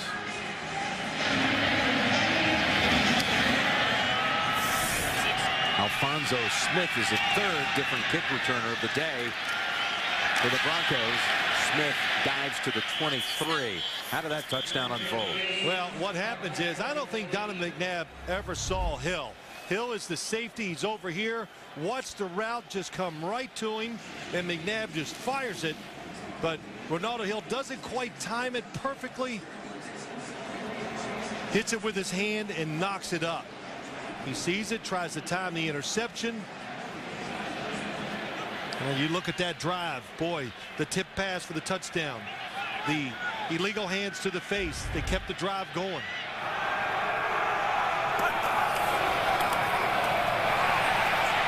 Orton just throws it in the ground. Was the receiver close? He could have been outside the... You know, it took 5 seconds before they said that was an incomplete pass. Yeah, they're running back, trying to throw a screen. He definitely didn't get the football back to the line of scrimmage.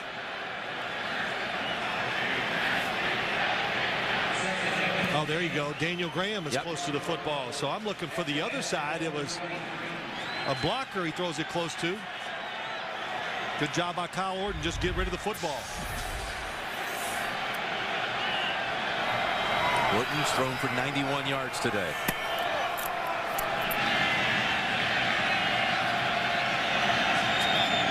You know, the Eagles today needed 18 points. It's all to become the highest scoring Eagle team ever in a season. And of course, they've blown by that. 426 on the season. Most explosive team ever for the Eagles by points. Another 5 yards against Denver. False start. Offense number 73. 5-yard penalty to 7 out. If you thought the NFL fantasy football season was over, it's not. You can sign up for NFL.com playoff challenge today, and it's only at NFL.com/fantasy. You know, Jim, you talk about the Eagles offense, all the points. I mean, it just kind of goes by us all now. There's no doubt the NFL is about the offense right this year, and I don't see it changing in the future. Well, not for a while. Orton steps away from one hit and then gets smashed by Darren Howard. A loss of 7. Darren Howard comes in sometimes in obvious passing situations. Look to the top of your screen over here. Watch Trent Cole just gets Ryan Clady just crushes him to the ground. Nice move outside, and that's it. That is not holding. He's going down, get on top of him, but from the other side, Darren Howard, quick move at the line of scrimmage, comes in almost untouched. This Philly crowd wants the defense to make another play, maybe even force a turnover. Taken off with it, Buckholter. He's got a first down. And one of the bigger plays of the day for the Broncos. Yeah, how about that play? They've been trying these screens all day long. And this one was blocked perfectly, timed out right to the outside. Good block. Oh, man, look at Clady. That's what does it. Hochstein down the field. But Ryan Clady is the one that made that play. That's Brandon Lloyd down the field, getting action today with all these injuries at the top, at the receiver position. 2 good blocks that gave him an extra 25 yards. That was their longest play of the day. It goes for 33.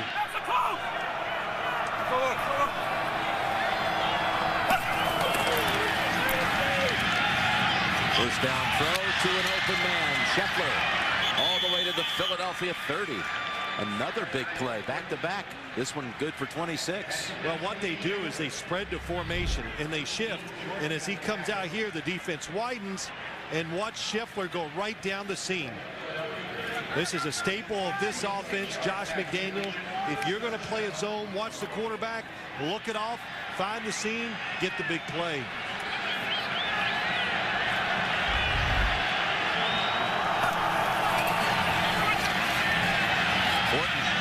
Balance, throws it down. And there's a injury at the 15 and some other words being exchanged back at the 40. Sheldon Brown is the injured player. Down flag now. Intentional grounding, offense number 8. 10-yard penalty, loss of down, second down. No receiver near the football, a throwaway inside the pocket to avoid the sack. That's why it's intentional grounding. So is Sheldon Brown getting some attention by the training staff. We'll take a break here in Philadelphia. The NFL on CBS is sponsored by Chevy and their award-winning cars, trucks, and crossovers. And by AT&T. A better 3G experience. Sheldon Brown was able to walk to the sideline. Dimitri Patterson takes his place. It was a non-contact injury to Brown. Second down for Denver from the 40, and they go down the sideline, and it's picked off by Samuel, his 9th pick of the season. Asante Samuel to the 50, and that's where it ends. With a meeting with the quarterback. Pass was intended for Tony Scheffler. Now we're going to have unsportsmanlike conduct or delay a game for throwing the football. But what a play by Asante Samuel. When the football is let go, I said, oh, he's got him. Top of your screen, waits to the last second. What timing to go up and catch the interception. And when he gets an opportunity, Asante Samuel, he takes advantage of it. And he's one of the best. Look back at the quarterbacks and find the football in the NFL. And how about that? 9 interceptions. And a lot of his interceptions, Jim, they come from he leaves his guy as he watches the quarterback and goes and doubles another receiver and makes the catch or makes the interception. But that was against Scheffler. And so he played it kind of safe, and he knows that Scheffler's not going to be out running down the field. First turnover committed today by Denver. Samuel out of Central Florida, the same school that a few years later produced Brandon Marshall.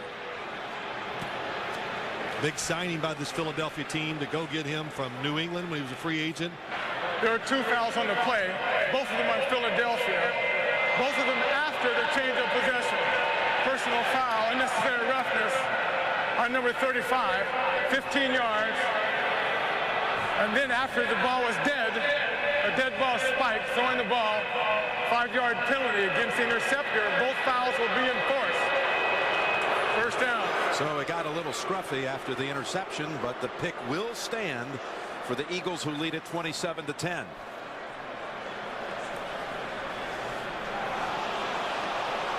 Two penalties, both after the interception. How about the hit, too?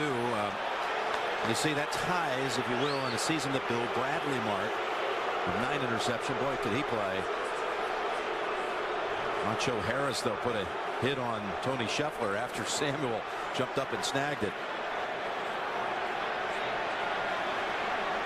By the way, the Sheldon Brown injury, you got to look at this one. It was frightening when, at first glance. Watch 24.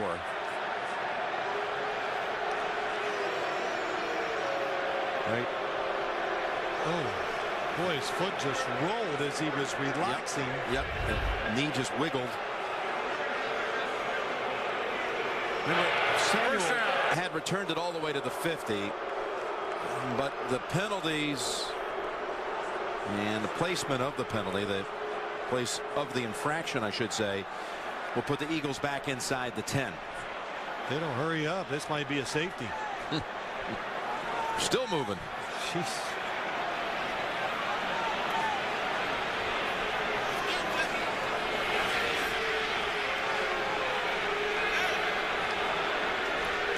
Well, this is close. That they're calling this after the interception. Well, it is after the interception. And you see it, so that is unnecessary roughness. Going, using your shoulder pad or your helmet that goes above the shoulders of a defensive player, 15 yards. Ball is at the 1-yard line. And Andy imploring the Eagle fans to settle down. Fumble on the snap. Remember, they've had to make a change there with Nick Cole coming in for Jamal Jackson. Yeah, you know, and I was going to say, boy, it's gone along well. Shotgun snaps, the exchange from McNabb, and so you just thinking about it, cursed him. Well, it looks like it got stuck, and when the football falls straight down, it is usually the quarterback's fault. Stay in there, ride the center, especially in this field position. Weaver, the running back. Second down and 10. Pass incomplete. We've got an update. Peyton Manning's out of the lineup for the Colts. What's the update on Jets and Indy, James Brown? Well, it hurt them with Peyton out, Jim. Curtis Painter in for Peyton Manning. Take a look here. The ball actually comes loose before getting hit by Calvin Pace. It's recovered by Marcus Douglas. He takes it into the end zone. 2-point conversion is good. The Jets are on top by 3 now. That in the 4th. 18-15. Back to Jim and Phil. And Peyton looking on and removed with a 15-10 lead. What does that tell you? Well, it tells me that the 16-0 season was the #1 priority for them. McNabb's pass incomplete, and the Eagles will be punting out of the back of the end zone. Well, that was 3 plays where they avoided disaster. One with the snap. Donovan McNabb did a good job on the second play, really kind of throwing it away, because if he'd have thrown right at the receiver, it was going to be knocked up in the air at the line of scrimmage. And a free blitzer, again, McNabb senses it and just gets rid of the football. Savario Giovanni Rocco. The back of the end zone.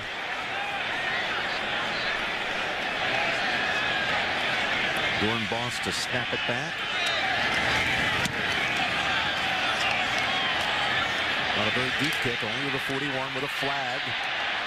And that's Alphonso Smith taking it to the 30. 40-yard punt, 11-yard return.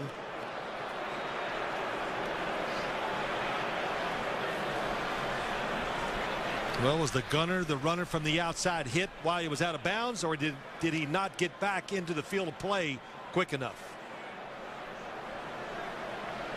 Member of a kicking team going out of bounds on his own is a 5-yard penalty. Denver's elected to take it at the dead ball spot. 5 yards. First down. So move the football to the 25. Well, we got a doubleheader of college basketball action coming your way next Saturday. Gonzaga, Illinois early, or some will see Arizona, UCLA. And then it's Patino and Calipari for the first time meeting in the Commonwealth. Louisville and Kentucky here on the home of the NCAA Men's Basketball Championship, CBS Sports. Sheldon Brown is back in there, Phil. It was an ankle, they said he rolled, but able to walk it off, and he's back. This Denver snap takes place at the 25. Oh, what a hit.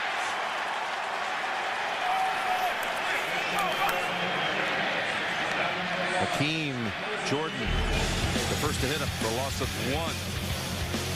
Well, Denver's had their chances, believe it or not, today with this score. Brandon Stokely gets ejected. That hurts him. The drop passes, and then a good little drive going, and the interception by Asante Samuel. 2nd and 11.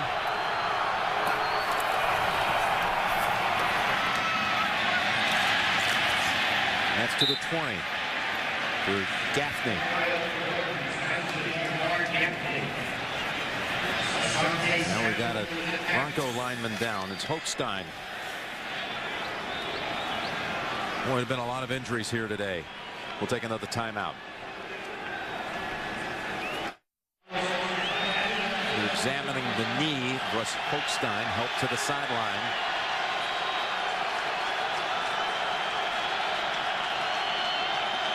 Brought in Ben Hamilton to replace him. There's the throw to Brandon Lloyd, who squirts to the 11 for a first down. That was a third down pass play. Yeah, that was a good job by Kyle Orton, just getting rid of the football. Little blitz from the inside. They're all over his feet. He goes down right on target. How about Brandon Lloyd coming in unexpectedly? Couple big catches. First action of the season. There's a first down throw. That was a good catch. Marshall takes it to the 6. All these passes to Marshall today, though, are pretty much the same variety. Real quick throws. Well, they are. It's a couple things. It's good against man-to-man coverage. It's good against blitzing teams because you can throw it short and you hope for a big gain. And I would think two things about today's game. The Eagles have not blitzed this Denver offense near as much as I thought it would, or it has in the past. And the Broncos really haven't gotten it down the field with double moves, which I thought they would try against this Eagles defense. 2nd and 5. Now they go to Gaffney, working on Brown. Remember, it was hobbling, and it's a touchdown. Gaffney's 2nd of the day. How about that? The defender's off.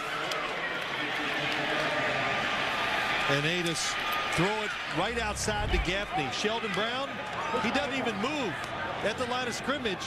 And, oh boy, it looks like you can tell Sheldon Brown not full speed, not able to close the gap, make the tackle. Any doubt that Orton was aware of that? So let's go ahead and just test him. I think that was the play all along, Jim. Off coverage, they were going to throw it to him regardless if he's healthy or not. Extra point good by Prater. 2nd touchdown of the day thrown by Kyle Orton. Both of them to Jabbar Gaffney. Well, a lot of times when you see this, it's a running play. And that could have been a running play to the right. And the quarterback has the option to throw the quick screen or the pass like this. It's usually you do it if the defender's off. And that was a good decision by Kyle Orton. I think always when you give a quarterback hand it off for a chance to throw it to the line of scrimmage down there, especially they're going to throw it, right? Why not take that advantage of that? How could you not?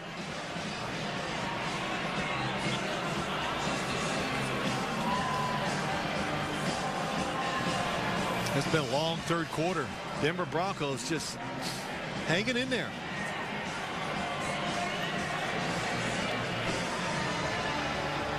And the Eagles have already qualified for the postseason.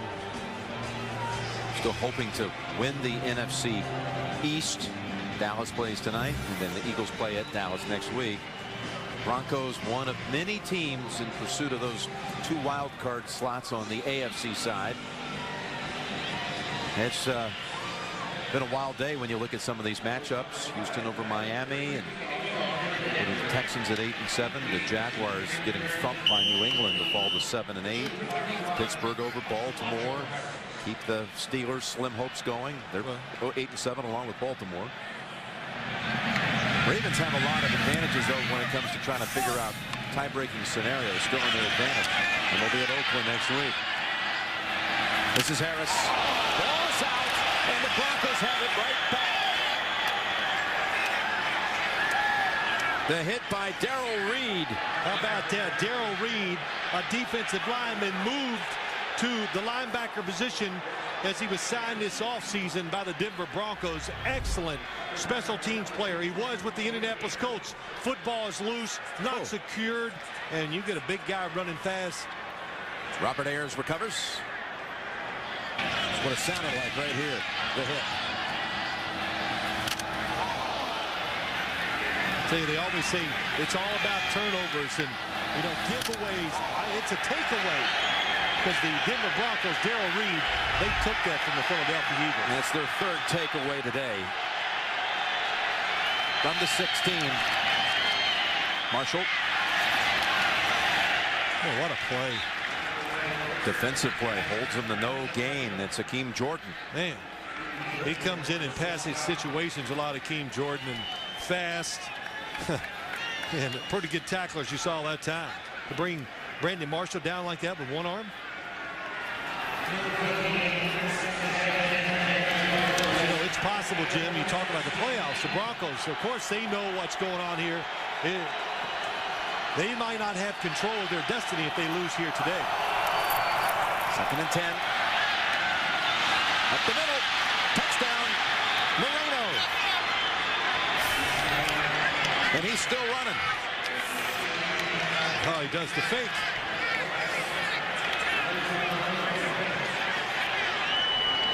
That was a good job. Watch how long Kyle Orton looks to his right. He wants to throw it to Scheffler. He's not open, but he comes back to his outlet receiver, and Moreno, quicker than Witherspoon, outruns him to the end zone. Moreno, a New Jersey kid, up in the Middletown, New Jersey area, Jersey Shore area. 2 touchdowns in 49 seconds by the Broncos.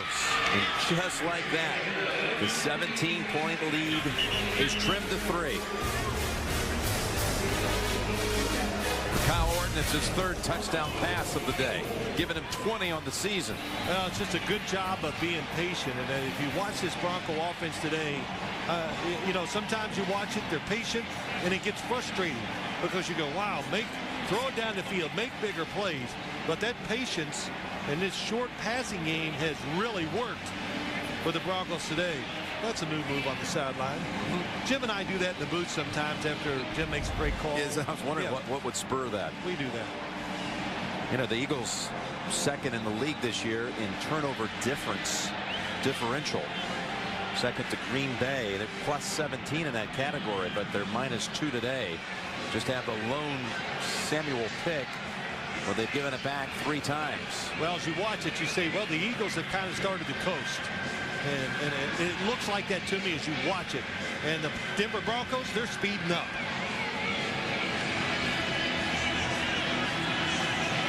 I think there was a time in the first half, you know, NFL games, they have big swings sometimes. You and I said it, we go, wow, the Eagles are faster. Well, they don't look faster so far here in the second half. These kick returns today on both sides have been quite an adventure.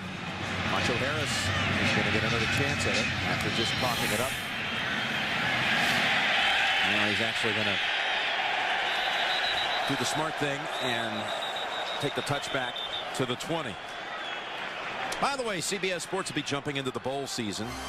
Thursday, Oklahoma will meet Heisman runner-up Toby Gerhart and the Stanford Cardinal down in El Paso in the Brute Sun Bowl, a CBS long-time tradition. And then Friday, the West Virginia Mountaineers take on the Seminoles in coaching legend Bobby Bowden's final game in the Conaca Minolta Gator Bowl, all right here on CBS. Bobby Bowden saying goodbye. Urban Meyer today changing his mind, saying he was talked out of stepping down by his players. He's just going to take a sabbatical, a leave of absence. On first down, that pass deflected on the throw by Lakeven Smith. Yeah, the Broncos all over it. And when you get in a situation like this, momentum's against you, you're not making the plays that you want on the offensive side. The coach, it's kind of up to the coach, I believe, a lot of times, to call a play to jumpstart and get the offense going. Screens are usually good, but you said it, Jim. Smith, good job diagnosing it, knocking it down. Broncos PR staff tells us that Hochstein knee injury will not return today. Second down. 10 to go. McNabb unable to wiggle free from Vonnie Holiday. This crowd's starting to get a little restless. Loss of 6. Well, good coverage down the field. Vonnie Holiday, boy, he made some big plays last week for the Broncos. 99 inside, just stays with it. And McNabb gets flushed a little bit. He's there to clean it up. I'll tell you, a big point in this comeback by Denver actually was on the Samuel pick, because all those penalties put the ball back at the 1. That's what did it. Set up a short field for Denver the next time they had it. And they cashed in with a touchdown, then the fumble off the kick return and a quick strike. Here we go, 10 seconds to go in the quarter. 3rd and 16. McNabb in trouble, and he is taken down. Ronaldo Hill comes up with it. The sack, his 2nd of the season. Jim, it's a blitzer that's not picked up, but it really didn't matter. He had time to throw it. Nobody opened down the field. What a close to the 3rd quarter by Denver. Hill with the sack. It's 27-24 Eagles. Back after this message and a word from your local station. Well, the 3rd quarter and the Broncos come back. Gaffney followed by the macho mistake and the quick touchdown throw. Orton to the rookie Moreno, and now they're going to get the ball back. There's Runka. Yeah, he hits a boomer back to the 30. Alfonso Smith trying to split those 2 tacklers, and he's able to squirt to the Eagles side of the field. That was a 60-yard punt, 21-yard return. Tomorrow, someone's hunting down all the CSIs. It's a story so big, it's a case you'll never forget. Don't miss CSI Miami. It's tomorrow on America's #1 network. You know, you watch this game, and this Denver offense, their screen game today is, to me, the big reason why they're in this. The long game they got to the running back, the touchdown to Gaffney, all the little short throws to Brandon Marshall. Orton, he's going down at the 45. Trent Cole posts another sack, a loss of 6. Trent Cole on one side, Jaquay Parker on the other, to the quarterback's left, bottom of the screen. Oh, just nice job of just stopping. And then what it does, Clady not able to readjust, and he takes off again. And what an athlete, Trent Cole. But both outside are the 2 defensive ends for Philadelphia. Drop back in coverage quite a bit, do a good job of that, and both are excellent pass rushers. It's Brandon Lloyd. He's going to lose a yard. Trent Cole back-to-back defensive plays. How about that? From the inside, getting outside to make the tackle. If you can make a screen play reroute, they do this time. And once it reroutes, good job by Hansen to do it. It lets defensive linemen come from the inside and make the play.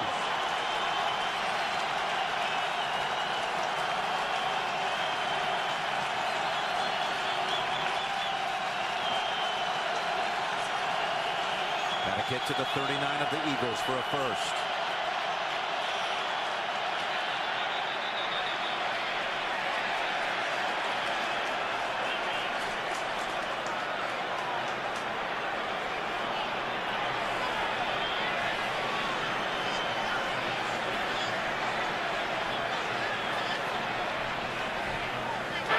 Neutral zone infraction.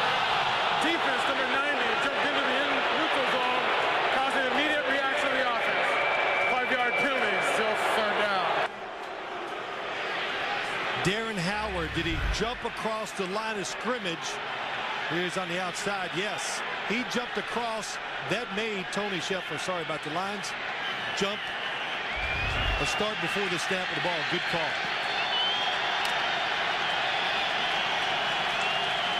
Still face a 3rd and long. Eagles defense been best in the league this year, preventing 3rd down conversion. Well, it's changing the defense by the Eagles. Orton got a one-on-one out here, looking for Marshall, and it's incomplete. Sheldon Brown tipped it away. What a good idea the Broncos had to go.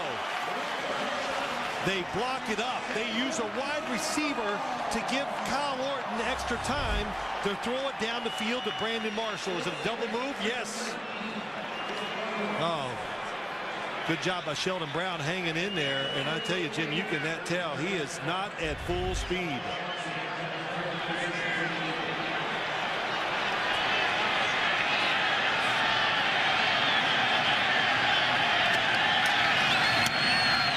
Berger. He demands a fair catch by Jackson at the 20. A little contact. but no flag. Sheldon Brown not 100%, but giving 100% effort as he denies Brandon Marshall.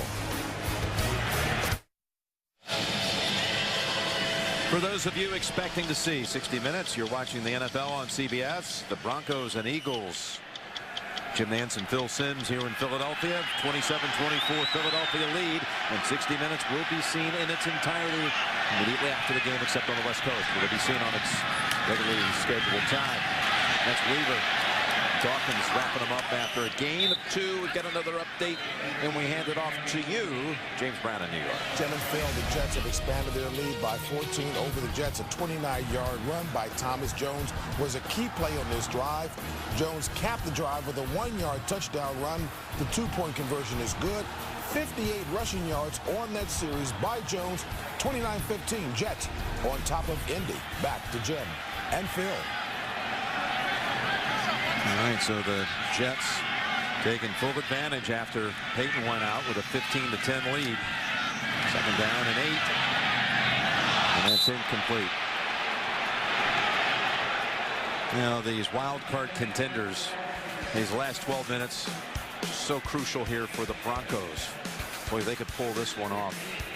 Look where they would be with all those teams at 8-7, like Baltimore and Houston and Pittsburgh. And the Jets very likely to be at 8-7. Let me ask you this now. Peyton Manning's been in the league 12 years. He's never been injured. You got a 15-10 lead in the 3rd quarter, and you have the football. One more Peyton Manning drive down the field might, in fact, be enough to go ahead and lock the game down. Then you could take them out up 22-10 and keep the perfect season going. Well, apparently you care more about the perfect season than they do. That's what they were saying by taking him out. Yep. It's not a factor in what they do. McMahon. What a nice save by Champ Bailey. I think he got a fingertip on it. I think he did. Jackson. It was an excellent job by Champ Bailey. He is all over Deshaun Jackson. And Donovan McNabb, well, how about that? Just hop up right in place. Yep. And when he stands tall, which he did there, he puts it on the money. Again, Champ Bailey, we saw it earlier, came underneath, got an interception. But Champ Bailey actually is in the middle of the field. He of course had made that diving play over on the near sideline, and just a little groggy and unable to get all the way back across to the other sideline. They're forcing Philadelphia to punt here. Well, Jim, I tell you, the Philadelphia Eagles, they don't think anybody can cover Deshaun Jackson. Well, Champ Bailey is doing a lot of one-on-one. Let's see, does he touch it? Yes, he does. Oh, boy, he lands hard right on that his face. Look at the turf. His right hip hits the ground, but he's walking off now.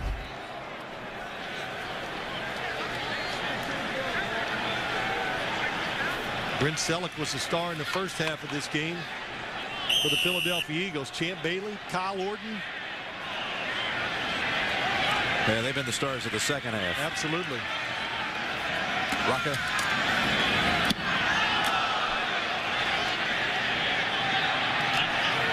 On a 51-yard punt. Smith collared at the 33.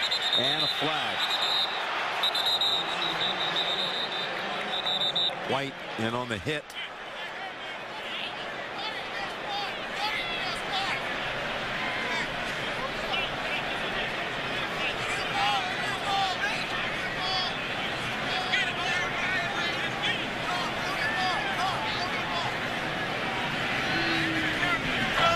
Personal foul, major face mask. Defense, number 46, from near the run, 15 yards, automatic, first down.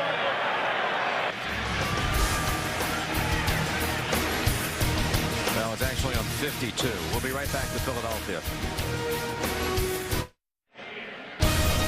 The NFL on CBS is sponsored by Walmart. Save money, live better. Walmart. Prilosec OTC. Heartburn gone, power on. And by Bud Light. With a just right taste that's not too heavy, not too light. The difference is drinkability. We might be in Philadelphia, but Denver's trying to pull off a mile-high comeback, down 17 in the second half on the road. Now with possession near midfield, 3 down. 12 to play.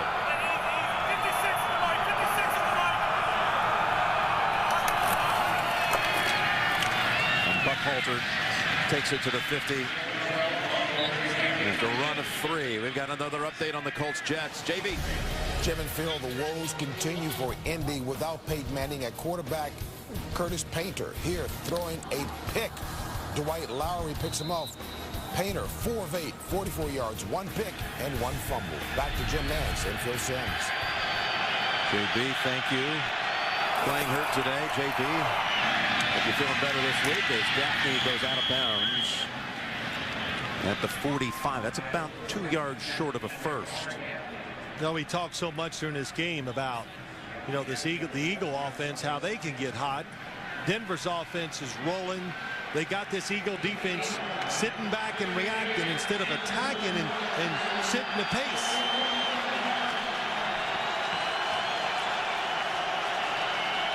Two full yards to go for the first.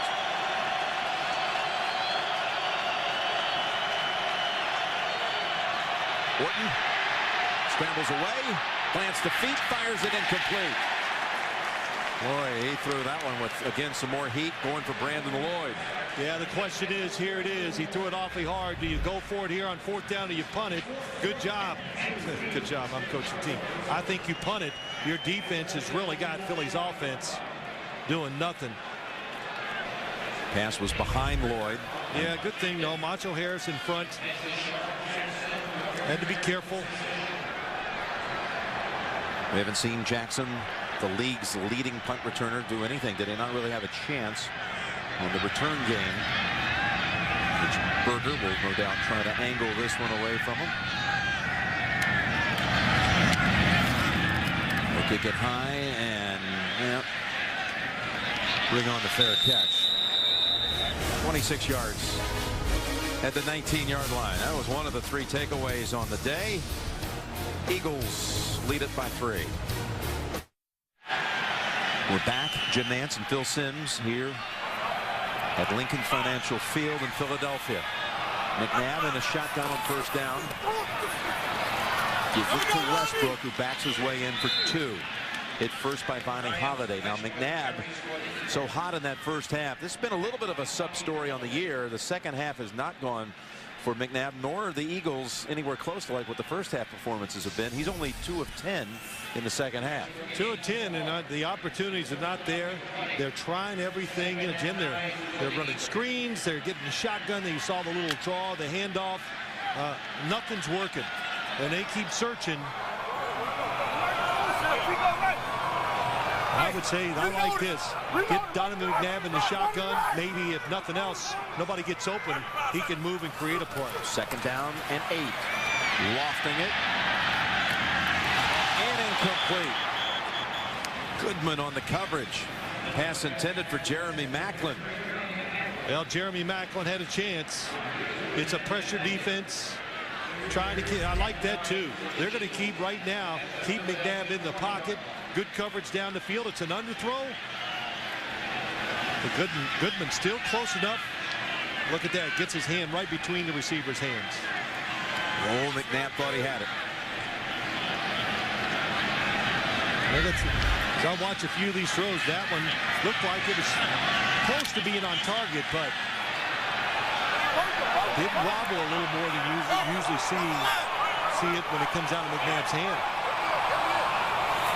Timeout, Philadelphia.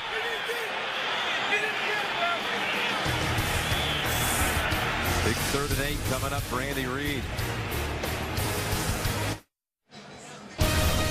The NFL on CBS is sponsored by MasterCard. There are some things money can't buy. For everything else, there's MasterCard. And by Sprint, official wireless service sponsor of the NFL. Back here in Philadelphia, and the Eagles offense has stalled here in the second half, trying to avoid a 3-and-out on this series with 10 minutes remaining. 3rd and 8 coming up.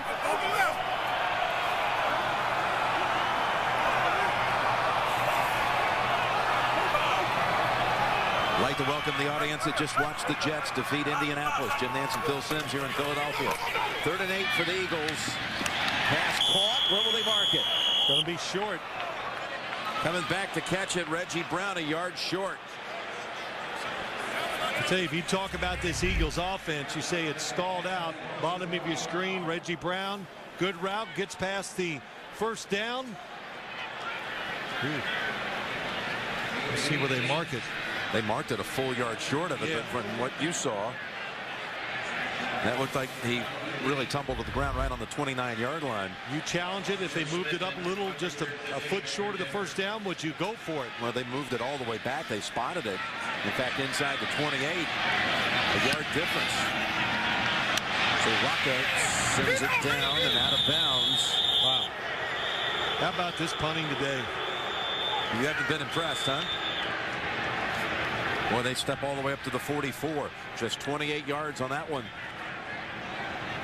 Okay, with the Jets winning, let's take another look at the AFC playoff picture.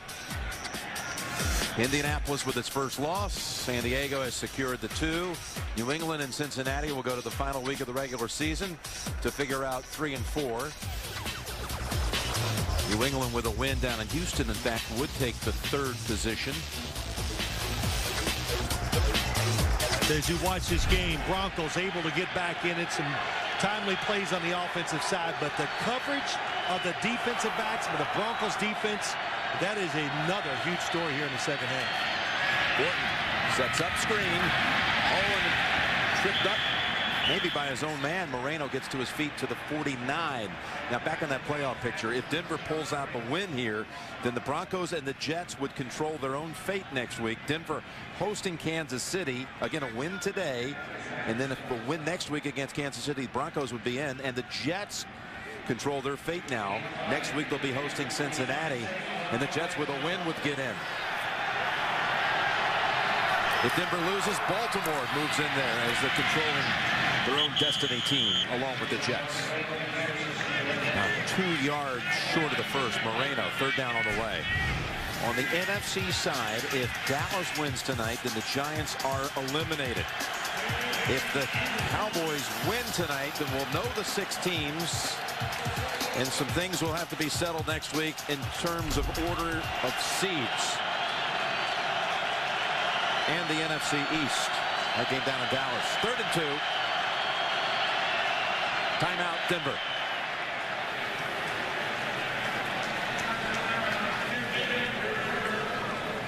Well, next Sunday we will have doubleheader action.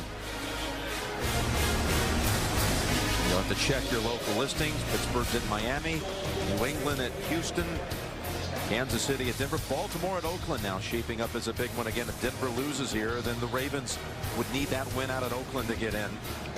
Check your local listings, and it all begins with JB, Dan, Shannon, Boomer, and Coach Cowher on the NFL Today next Sunday, January 3rd. Here's what I wonder as I look at this Broncos, this situation, still plenty of time left in the game. You have 2 timeouts, 8:40 to go. You look at it, 3rd and 2, run the football. If you run it and you're just short, I think it changes your thought process where you might go for it on 4th down. So you're thinking 4 down territory. Well, if you run it here, that's what your thinking is. If you don't get it, you're hoping to get close enough where you feel comfortable going for it on 4th down. Orton steps up, completes it. Gaffney, he is having some afternoon with 2 touchdown catches, and that was a tough grab across the middle, outreaching Quentin Michael for 18 yards. Yeah, it's a good job. The pressure, Kyle Warden steps up and just allows Gaffney that extra time. I thought maybe he'd run for the 1st down. Well, how about that? Go up and just snatch it out of the air. Puts them in field goal range, too. Again, everybody trying to stop the receivers who's at the 1st down marker. Lloyd scrapes it off the ground, picks up 2. Even with a loss today, Philadelphia could win the division next week with a win down in Dallas. A lot of good things. Philadelphia wins here. Jim, they win next week. They still have a chance, correct me if I'm wrong, to be the number 2 seed. That's correct. With a win here today and a win next week and some help. Giants playing at Minnesota next week. Minnesota playing at Chicago tomorrow night, and that was a backwards pass to Marshall, and well played. Rosalio Hansen. It's a loss of 4. Well, we've seen him do a pretty good job against these screens. It's the second one. Diagnoses it so fast. Brandon Lloyd not able even to get a hand on him to stop him from making the tackle.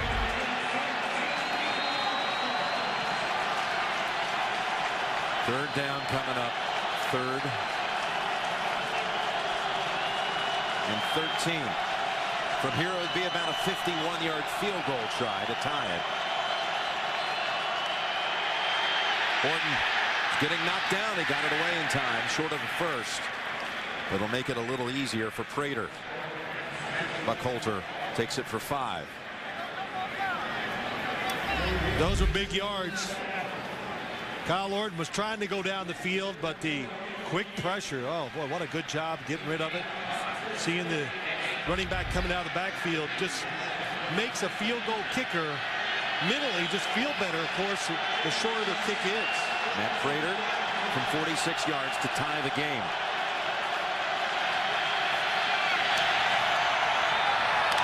The kick is good.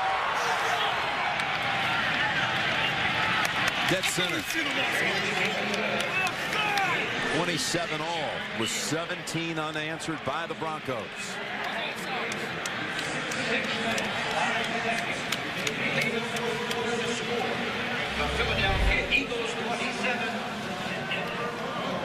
Well, this is no doubt about this one, right down the middle. Lonnie Paxton, the longtime Patriot, long snapper from 2000 through last year, sent it back to Berger, who got it down to perfection. Prater drives it home. Well, think about it, second half. What is the Philadelphia Eagles offense done? They did get the touchdown throw, but it was a pass that Donovan McNabb never saw Hill. Could have been intercepted.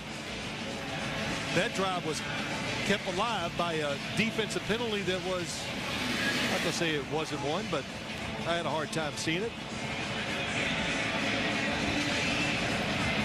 And nothing fancy by the Broncos defense. They're just winning the battles, covering one-on-one and keeping Donovan McNabb in the pocket. In fact, that touchdown drive, the only touchdown drive of the second half by the Broncos, fueled by 2 first down penalties, if you will. The long pass interference call, and then the other one you referred to. Eagle hit to the face. Let's see if that offense can be reignited here with 6 minutes to go. Joe Harris steps up. Has to cut outside. He fumbles it again.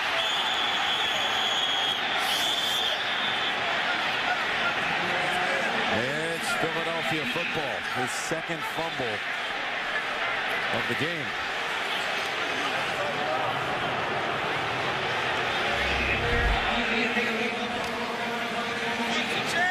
Carrying the ball on the wrong side. You know, a couple things. Just carrying the football loose, not tucked to his body.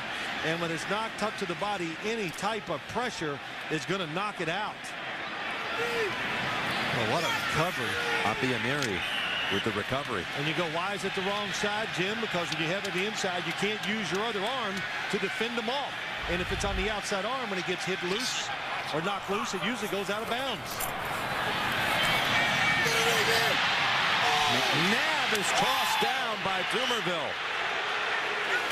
His second sack today, setting the single season mark in Denver history with 17. Well, what's so good, it takes so long. Donovan McNabb hoping for a better option. The short receivers were open, but you can't think that Brent Selleck, a tight end, is going to be able to stop for that long one of the best pass rushers or sackers in the NFL. He breaks Simon Fletcher's Bronco record. Fletcher, the University of Houston product, who went up and had a number of good years in Denver, and a flag, and it's going to be 5 more marked off against the Eagles. False start. Offense number 79. 5-yard penalty, still second down. Well, this defense of the Broncos Wow, 4 straight 3-and-outs. Look at the yardage. Unbelievable. 1 yard. But, you know, Jim, they have this ability, and people keep writing the Broncos off during the year, and I go, hey, this defense it's tough, and they have stretches. Remember we watched the Indianapolis Colts play? They went 3-and-out many times and gave the Broncos a great chance to win that game. Mike Nolan, their defensive coordinator. 2nd and 25. Pass too high. And open was Jeremy Maclin. And again, McNabb ends up on his backside. Well, that's not what caused the interception. He had time, and he does a good job of looking it off. He's going to the, well, let me redo that over. He's not able to complete the follow-through to get the football down. Hey, the way it's going for the Eagles, I don't know. I'd think about punting on 3rd down.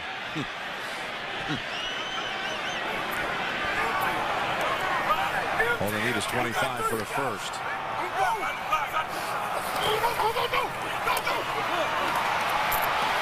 kinds of time. McNabb, he's got a chance to get the first.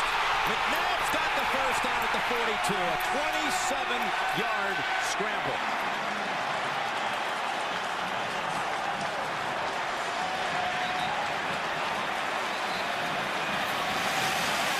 What happens here is anybody watching the quarterback, everybody kind of mans up, and when the linebacker's underneath, DJ Williams chases the running back, then it opens up, and boy, Donovan McNabb grabs that left hamstring. Yeah, that's not good. He's staying in the game. He immediately grabbed that left hamstring. It took so long. They had so many guys running deep. That's why he was able to get the 3rd and 25. His longest run of the season. And Westbrook goes for 2. Well, boy, just think how big that was. An incomplete pass. They would have been punting, basically punter standing on the goal line. Punter's having a bad day. Yep. Can't get it airborne. Just had a 26-yard punt the last time he booted it. Field position has changed dramatically, of course, and also time. Not only his longest run of the season, his longest run since 2007. You know, as I've watched him this year, you know, I asked a bunch of the coaches for the Eagles, is he moving around more? And they go, nah. Remember, it's 2 years after the surgery. He feels good. But he moves around now to throw the football, not to gain yards rushing like he did when he was young. 2nd and 8. That's a clean completion. Hit the ground before Maclin got a hold of it.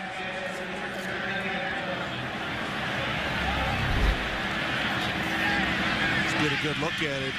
Andre Goodman having a nice day. You know, McNabb has to be careful with the throw. That did come out because the coverage is tight, so you don't want to make an error and lose the game here with an interception. But Andre Goodman, the other corner across from Champ Bailey, sees a lot of footballs thrown his way. He's been up for the challenge today. There's no doubt about that.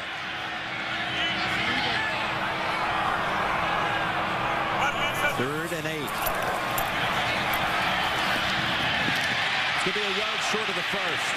That's Goodman you just spoke of.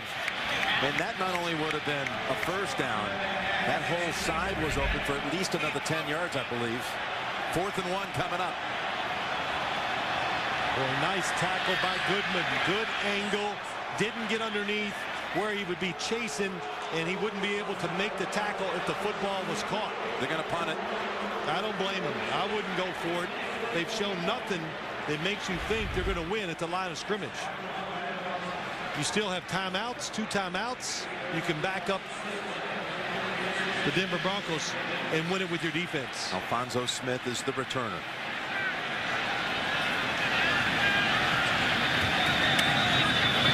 Hold on a minute. Delay a game coming up against the Eagles. I would take it if I was the Denver There's no Broncos. delay game. We're a little slow getting the ball spotted for the 4th down. Oh.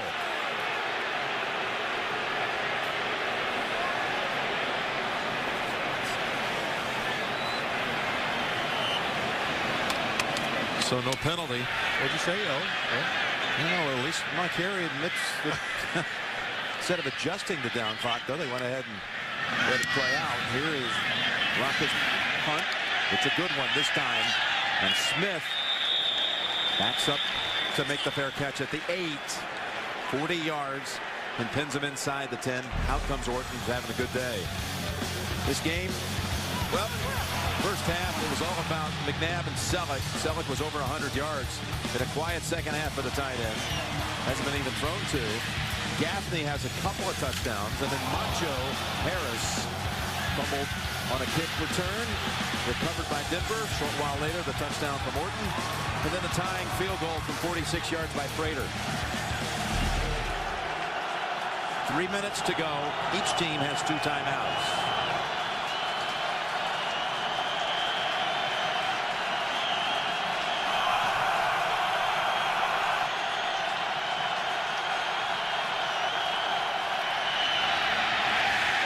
Quick stick by Akeem Jordan. Holds him to 1. The lineup tonight on CBS begins with 60 Minutes. Followed by Tom Selleck in a special movie presentation. Jesse Stone, Thin Ice, and Cold Case only on America's #1 network.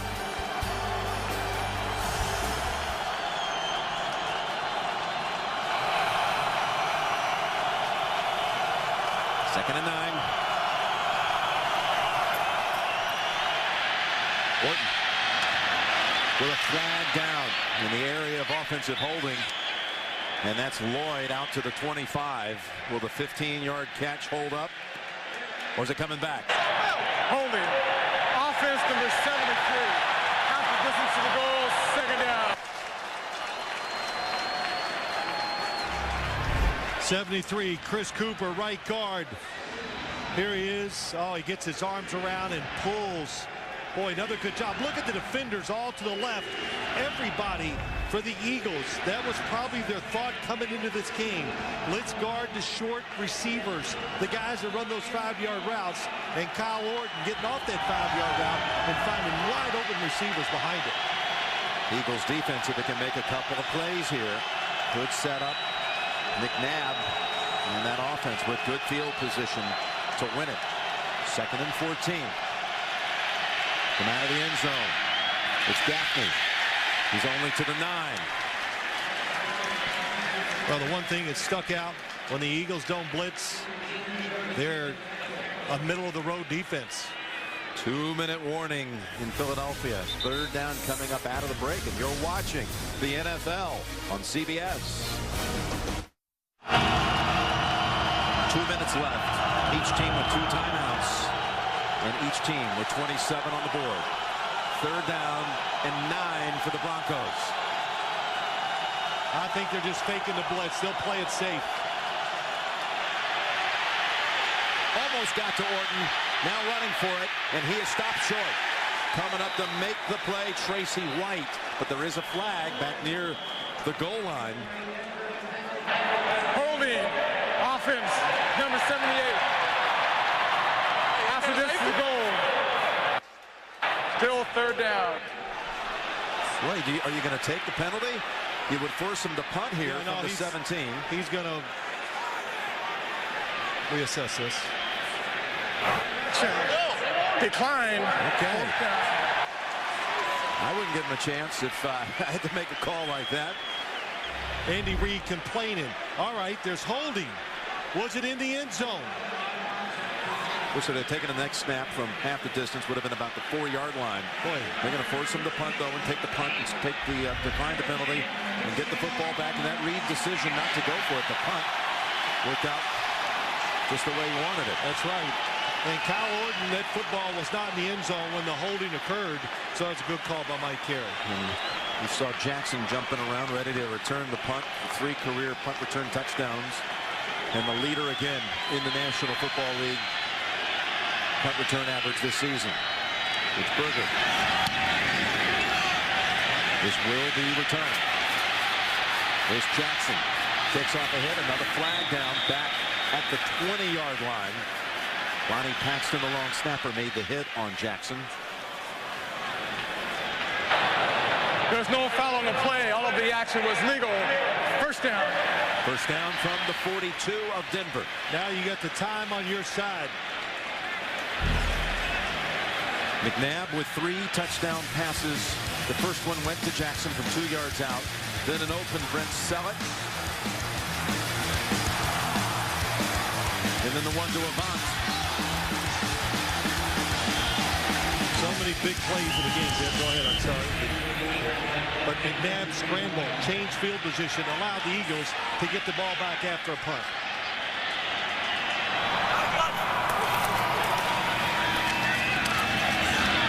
And that's McCoy into the pile for 2.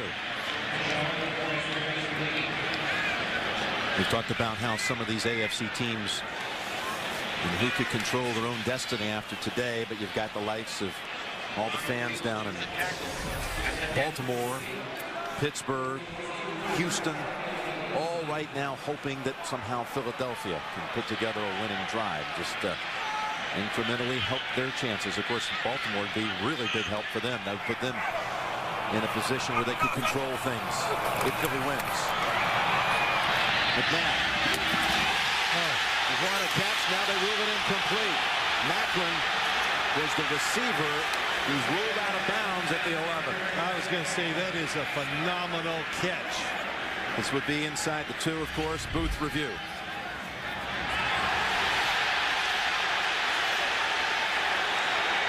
Going down to the ground. Let's watch. Does he have possession of the football? If he has possession, they're going to have to. That's going to be a catch. I don't know. I got to see it again. I think both feet are in. I mean, this is one of those calls that actually will decide a game. Because from that point, it's a chippy for Akers with a minute to go. He held on to the football all the way to the ground. I know that's the first thing you wondered. Yes, he did catch the football. He did keep possession as he went to the ground. But did he get both feet down? Tell you, the official was right on top of it, and he ruled it on the field incomplete, out of bounds. Here you go. All right, we know he makes the catch. Tell me when both feet are down. Well, you can't tell because of Avant's helmet. I see the right and the left end. You did. Okay, yep. I definitely see the left. The left foot is in, and there's the right dragon. Great shot. Boy, okay. Great catch. Yeah, great catch, too. What a throw by McNabb. I thought he was throwing it to the underneath receiver, Avant, and I said, boy, he overthrew that one 10 yards. But he was back shouldering it to Macklin.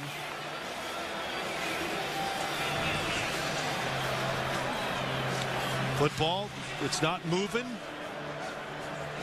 Looks like he has possession. Jim, you're right. I think if I was making this call, I would call it a completion.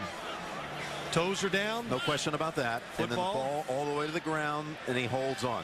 And, you know, everybody, you know, as they watch it, go, oh, I see the football moving. Well, of course it's going to move. We got live action here. You're catching it, and there's going to be a little bit of movement. But he did demonstrate, in my opinion, that he had possession of the football. Really, this is a call, again, if it goes Philadelphia's way and the challenge, the play is reversed. It's got a great chance of just winning the game for the Eagles. The longer it takes, the more I think it favors the Eagles because they're trying to figure out where's it going to be spotted. Now I've turned into an investigative reporter.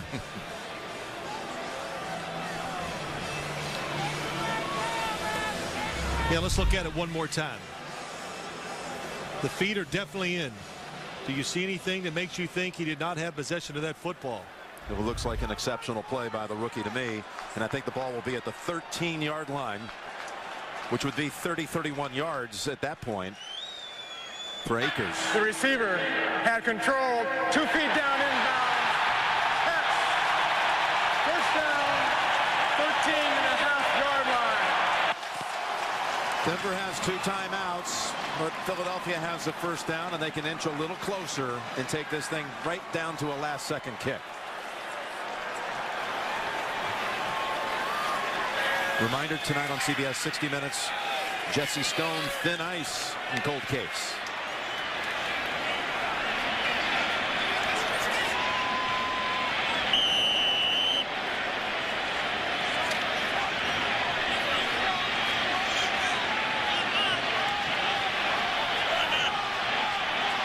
Westbrook the tailback.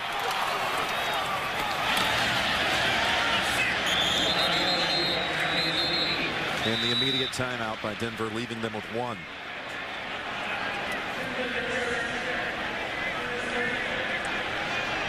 The Eagles have had a couple of close wins not all that long ago. Week 11 at Chicago. McCoy's touchdown run in the fourth quarter helped win it. And then week 12 against Washington Acres with 1:48 left from 32 yards out. A 27-24 victory. You know, Jim, I was thinking about it. Would you let the Philadelphia Eagles score here? Let's say they let them score in that first play. Yeah. Yeah, you know, the only reason I think about it all the time when I'm watching games, but this football, it is on the 13-yard line. It's not just an automatic extra point. You're not inside that 10 or inside the 5 when I always think of that. Now it'd be about a 27-28-yard try, and another timeout coming up by the Broncos. Of course, Akers is one of the best in the whole league. Yep. What I always like about when I watch Akers kick, it is if it's an extra point or a 50-yard field goal, it's full go. Which I always see when you see that, then I think there's just less chance of the pressure getting to you.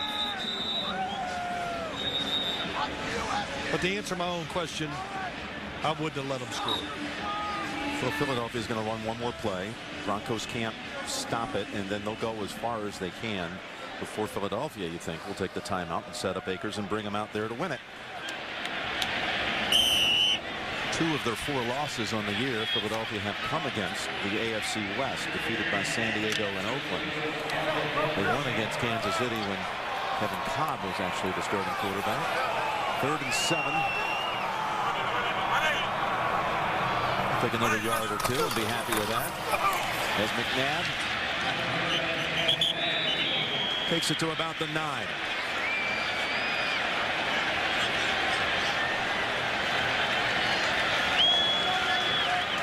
Playing the game clock and the play clock identical. Now it'll all come down. We'll call the timeout. 7-8 seconds to go, somewhere around there. And Mr. Akers, signed by Andy Reid back in 1999, Reid's first year. It was after Akers had been cut by the Washington Redskins and spent a year in NFL Europe. Well, the clocks are identical in the stadium. There you go, 7 seconds. So you can't declare it if it goes through the uprights of victory because you still have the kickoff to go. It'll still be a second or 2 or 3 to go. Timeout Philadelphia, 7 seconds. And Akers, pretty cool guy too in these kind of situations. Philadelphia again already in the postseason, has a chance at the number 2 seed if things break right.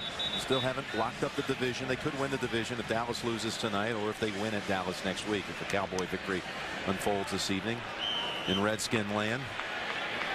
And Denver trying to fight for its playoff life. Will not be eliminated with a loss, but would need help next week.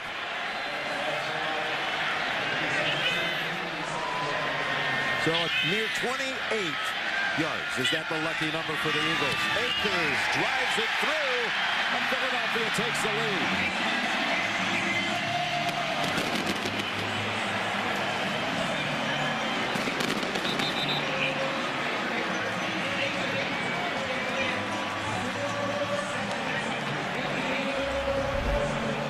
Like you said, Phil, he doesn't just chip it. He kills it. Well, for all the struggles this Eagles team had in the second half, really on both sides of the ball, Jim, Donovan McNabb, the big scramble, changed field position, and then the terrific catch by Macklin. McNabb, he looked up just in time.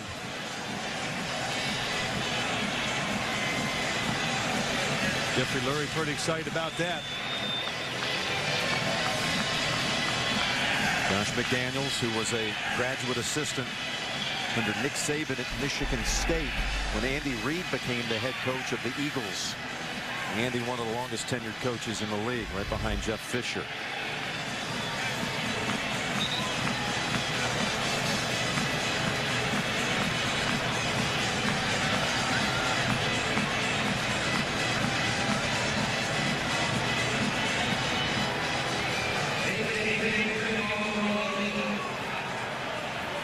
kinds of scenarios for next week. The Broncos will find out after this game ends that there's even a possible strength of victory tiebreaker that they would have in the mix with the Jets and the Ravens next week. So all sorts of things to settle. You can see the NFL offices in New York trying to sort it out to this very minute.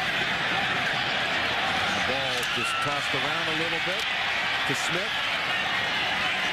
And that's not going anywhere. It is over in Philadelphia. The Eagles prevail on an Akers field goal from 28 yards. Philadelphia 30, Denver 27. Coming up next, 60 Minutes, followed by Jesse Stone, Thin Ice, and Cold Case. For Bill Sims and all the crew, Jim Nantz saying so long from Philadelphia and Happy New Year, everybody. You've been watching the NFL on CBS, home of Super Bowl.